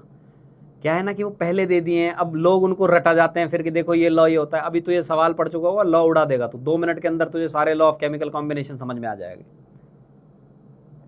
बॉम्बे आ रहा है आंसर, सही है भाई, सही आ रहा है एकदम, क्योंकि अब हमें दिया तो क्या है, Fe2O3 दिया है, पर मैं Fe2O3 से सीधे कार्बन पे जा ही नहीं सकता क्योंकि दोनों का कोई रिश्ता नहीं है, लेकिन CO का तो आपस में रिश्ता है ना, Fe2O3 से CO निकालेंगे, CO से कार्बन निकालेंगे। चलो करते हैं, पहले बैलेंस्ड है क्या रिएक्शन, हाँ सर बैलेंस्ड है, 2 आयरन है 2 आयरन है, 3 6 ऑक्सीजन है, यहाँ भी 6 ऑक्सीजन है, 3 कार्बन है, ये सबसे जरूरी चीज है, चेक कर लेना। पेपर में यदि मैंने सवाल दिया तो ध्यान रखना, मैं तो अनबैलेंस्ड रिएक्शन दूंगा, सबसे पहले सोच के चलना बैलेंस रिएक्शन करनी है हमें। तो N ऑफ Fe2O3 जहां से दिया है वहां से शुरू हो जाओ।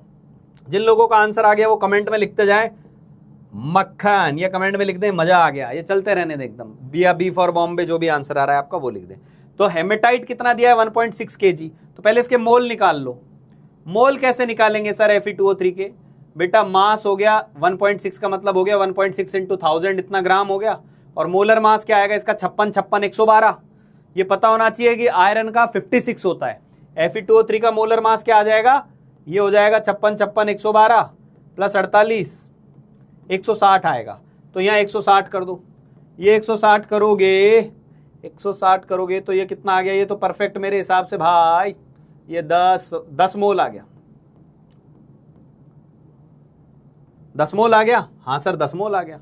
तो 10 मोल आ गया तो यहाँ रख दो, ये 10/1, तो CO के मोल कितने आ गए सर, CO के मोल 30 मोल आ गए, 30 मोल आ गए। अच्छा, अब जो CO के मोल आ गए वहां ले जाके ऊपर रख दो, NCO/1 NC/1, CO के आ गए 30 मोल, तो कार्बन के भी कितने आ गए 30 मोल, खत्म।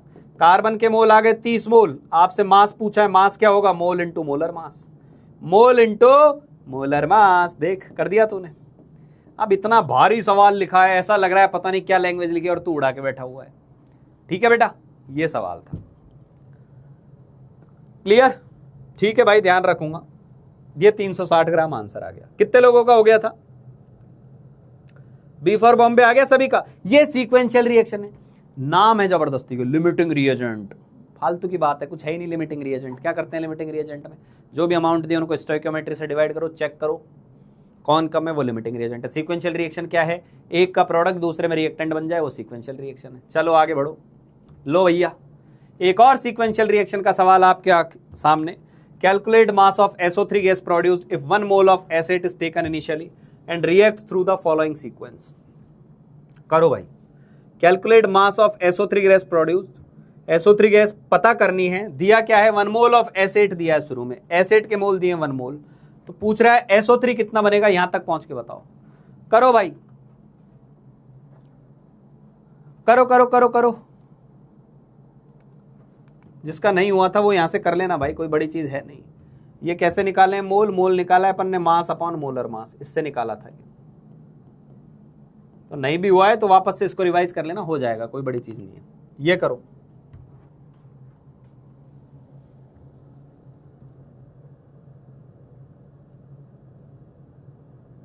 आंसर बेटा आंसर, ए बी सी जो भी आ रहा है फटाफट बताएंगे। अच्छा 1 मोल दिया है ना, 1 मोल से 8 मोल बनेगा, 8 मोल बन गया, 8 मोल को यहाँ ला के रख देंगे तो ये भी 8 मोल आ जाएगा, 8 मोल आ जाएगा तो 8 इंटू डिंग डिंग 8 इंटू 80 640 ग्राम। सी आ रहा है क्या? सी ऑप्शन आ रहा है क्या यार? चेक करना एक बार, सी आ रहा है क्या? चेक करो चेक करो चेक करो।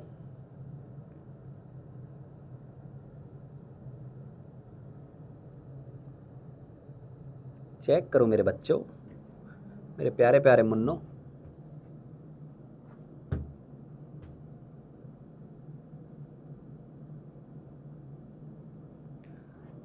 पहले बैलेंस देके चेक कर लेना। हाँ बैलेंस है सर, यहाँ भी 8 सल्फर है, यहाँ भी 8 सल्फर है, नीचे वाली रिएक्शन में 2 सल्फर है, आगे वाले में भी 2 हैं।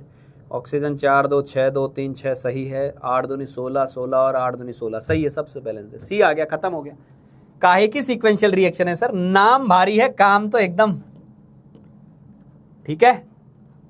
हाँ नाम भारी है, काम छोटे हैं, नाम बड़े दर्शन छोटे वाली चीज है ये। क्लियर? तो यहां से क्या करेंगे, ये दिया है और ये निकालना है, बस इनको ही तो पता करना है। इससे इसका क्या रिश्ता है ये सोचना है। अच्छा इससे इसका क्या है यार? यार इस रिएक्शन में इस रिएक्शन, पहले मुझे यहां से यहां आना पड़ेगा क्योंकि ये यहां भी दिया हुआ है और यहां से यहां जाना पड़ेगा। तो क्या लिखूं मैं? सल्फर के मोल डिवाइडेड बाय 1, SO2 के मोल डिवाइडेड बाय 8। वैल्यूज रख दो। S8 की वैल्यू कितनी दी हुई है? 1। तो यहाँ से SO2 के मोल आ गए मेरे बिलाल। यस सर, कितने आ गए SO2 के मोल? 8 मोल आ गए सर, 8 मोल। ओके बेटा, ओके जी। अब क्या करेंगे बेटा? दूसरी बार SO2 और SO3 का रिश्ता लिख दो। सर वो भी बराबर ही आएंगे क्योंकि दोनों का कोफिशिएंट बराबर है। इससे इसको उड़ा दे, SO2 को 8 मोल लिख दे, NSO3 तेरा 8 आ गया, खत्म बात। SO3 के मोल 8 मोल हो गए। अब मैं बताता हूं तुझे मैं कैसे करता हूं इनको। मैं इतना भी नहीं लिखता, मैं कैसे करता हूं, जो मैंने फास्ट किया ना वो भी बता रहा हूं तरीका। तुझे वही तरीका पकड़ना है। जिस दिन पकड़ लेगा सवाल को आधे टाइम में सॉल्व करेगा। कैसे? सर ये 1 मोल से 8 मोल बनेगा, ये 1 मोल से 8 मोल बनेगा, यानी SO2 के मोल कितने हो गए? 8। दिमाग में बिठा लिया, SO2 के मोल 8 है। अगली बार बोल रहा है इसके 2 मोल से 2 बनते हैं, 2 से 2 बनते हैं तो 1 से कितना बनेगा? 1 से 1 बनेगा। पर मेरे पास कितना है? 8 है, तो 8 से कितना बनेगा? 8 मोल बनेगा। 8 मोल बनेगा तो मेरे से तो वेट पूछा है, ठीक है। वेट क्या आ जाएगा? 8 इंटू इसका मोलर मास, वो कितना होता है? 32 और 48 80 640 ग्राम। लीजिए भाई ऑप्शन सी, ऑप्शन सी। ठीक है, ठीक है। चलो आगे चलें। आयुषी बेटा डी कहां से ला रहे हो पता नहीं मेरे को। डी ऑप्शन एक बार चेक करना कहां गलती की है, एक बार इसको फिर से देखना। चलो नेक्स्ट, ये वाला सवाल सॉल्व करो। ये सबसे मजेदार सवाल, बस ये सवाल सॉल्व करा के मैं क्लास रैप अप कर दूंगा। सबसे मजेदार सवाल है ये। पहली बात तो रिएक्शन बैलेंस नहीं है, दूसरी बात अमाउंट सभी का दिया हुआ है तो LR भी चेक करना है, पहली रिएक्शन का लिमिटिंग रिएजेंट कौन है ये भी चेक करना है, और फिर आगे बढ़ना है। देखते हैं क्या आंसर आता है। बहुत जबरदस्त सवाल है, सबसे अच्छा सवाल है। सब जितने भी सवाल किए उनमें सबसे थोड़ा सा भारी भी बोल सकते हैं, अच्छा सवाल है। ये खत्म करते ही हम अलग अलग टॉपिक चालू हो जाएगा, तो इसको एक बार सभी लोग सॉल्व करेंगे। परसेंटेज यील्ड, परसेंटेज प्योरिटी, ये अलग बाद में पढ़ेंगे अपन। आपको क्या दिया है? यहाँ 2-2 रिएक्शन दी हुई है, और ध्यान देना बैलेंस्ड नहीं है, मैं पहले से बोल दे रहा हूं। फिर आपको X और Y के मोल दिए हुए हैं, तो पहले ये पता करना कि X3Y2 कितना बनेगा। इसके लिए LR का कॉन्सेप्ट आना जरूरी है। पूरा सॉल्व कर दीजिए। ये कर दिया तो आज की क्लास सुहा हो गई भाई, कर दो।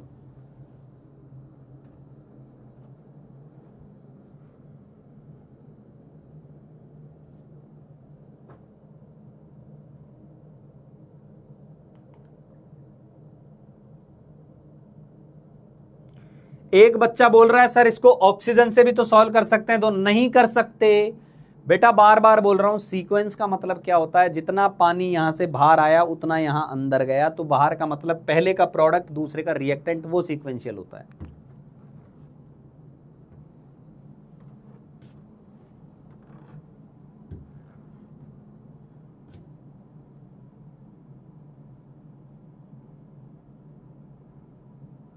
समझ में आ गया? O2 क्यों नहीं लिया? अरे O2 दोनों में रिएक्टेंट है, सीक्वेंस का मतलब यार ये तो गलत बात हो गई ना यार। मैं बार बार बोल रहा हूं कि एक पाइप से जो चीज बाहर आ रही है वो दूसरे में जा रही है, तो बाहर कौन आता है? प्रोडक्ट। दूसरे में अंदर कौन जाएगा? रिएक्टेंट। यानी एक का प्रोडक्ट दूसरे का रिएक्टेंट, तभी सीक्वेंस बनता है।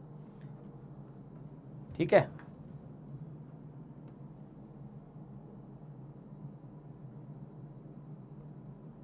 सी तो नहीं लग रहा मेरे को यार, ना इसमें सी तो नहीं आएगा, ये मैं अभी बता दूं। पहली बात तो रिएक्शन बैलेंस कर लो, पहली बात तो रिएक्शन बैलेंस कर लो, दोनों ही बैलेंस नहीं है।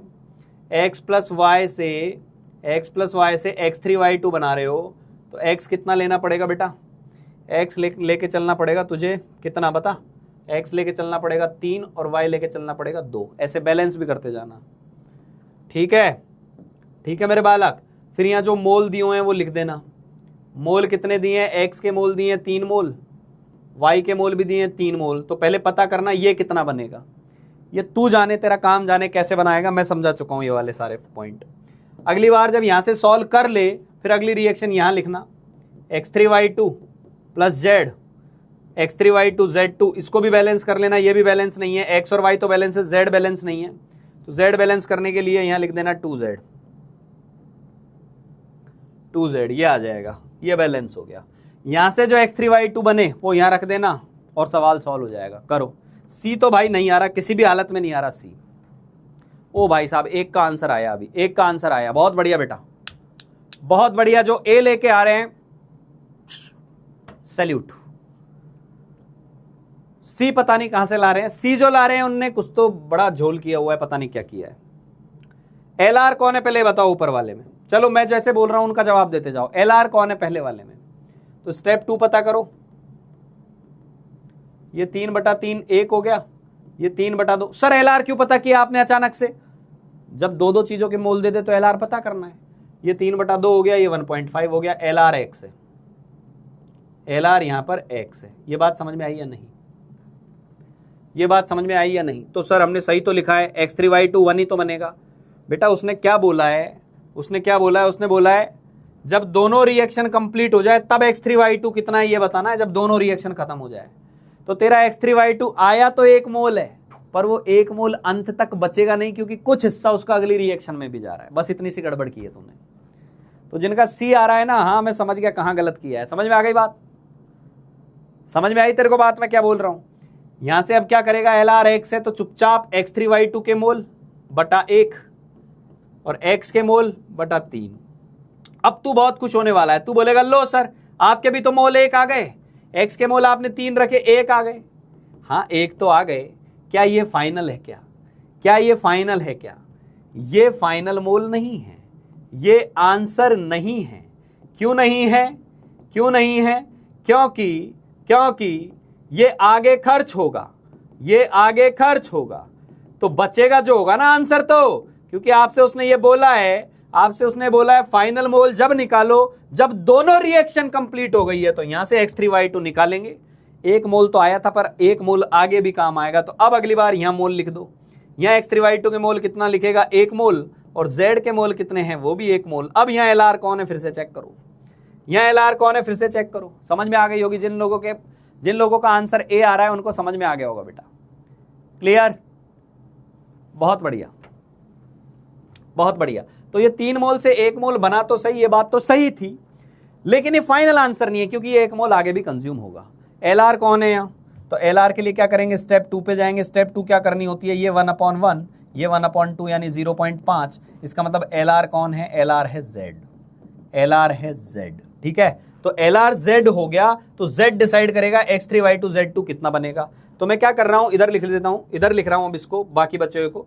तो x3y2 z2 के मोल निकालने के लिए मुझे क्या करना होगा, डिवाइडेड बाय 1, और z के मोल डिवाइडेड बाय 2। z के मोल कितने हैं, z के मोल 1 है, तो n x3y2 z2 क्या आ जाएगा, n x3y2 z2 क्या आ जाएगा बेटा, ये आ जाएगा 1/2, 1/2 मतलब 0.5 मोल आ गए। तो यानी x3y2 z2 तो 0.5 मोल आएगा, तो वहीं से ही समझ में आ जाना चाहिए था कि ए ऑप्शन ही है, ऐसा अकेला ए ऑप्शन है। पर सर x3y2 तो अभी भी 1 है ना, नहीं बेटा ये खर्च भी तो हुआ होगा ना, तो ये खर्च कितना हुआ ये पता करो। तो कितना खर्च हुआ, n x3y2 डिवाइडेड बाय 1, और z डिसाइड करेगा nz/2, z की वैल्यू रख देंगे 1, तो x3y2 कितना खर्च हो गया मेरे लाल, x3y2 खर्च हो गया हाफ मोल, यानी 0.5 मोल खर्च हो गया। ये कंज्यूम हो गया, खर्च हो गया, बचा कितना, तो बचेगा कितना था 1 में से 0.5 खर्च हो गया, तो 0.5 बचा। ये बात समझ में आई या नहीं। तो 0.5 दोनों का आंसर 0.5। समझ में नहीं आया तो जाके एक बार वापस से इसको रिवाइज कर लेना। एवरीथिंग विल बी मक्खन, और सब कुछ समझ आ गया है तो बगल में आके फोटो भी डाल देना, और या तो बोल देना कि यस सर एवरीथिंग इज मक्खन, सब कुछ बहुत अच्छा समझ में आ रहा है। मुझे बस तेरा मुझे उन चीज़ों का उतना ख्वाहिश नहीं है कि फोटो स्टोरी डालता है तो अच्छी बात है, मुझे ये चीज़ मिलनी चाहिए कहीं से भी कि हाँ मेरे बालक को क्लास अटेंड करके फायदा हो रहा है, उसको एक एक चीज़ समझ में आ रही है, मक्खन की तरह चीज़ें जा रही हैं। क्लियर बेटा, क्लियर? चलो, तो ये कहानी थी आज की, और अब हम होमवर्क पे आते हैं। अब हम आते हैं होमवर्क पे, ठीक है?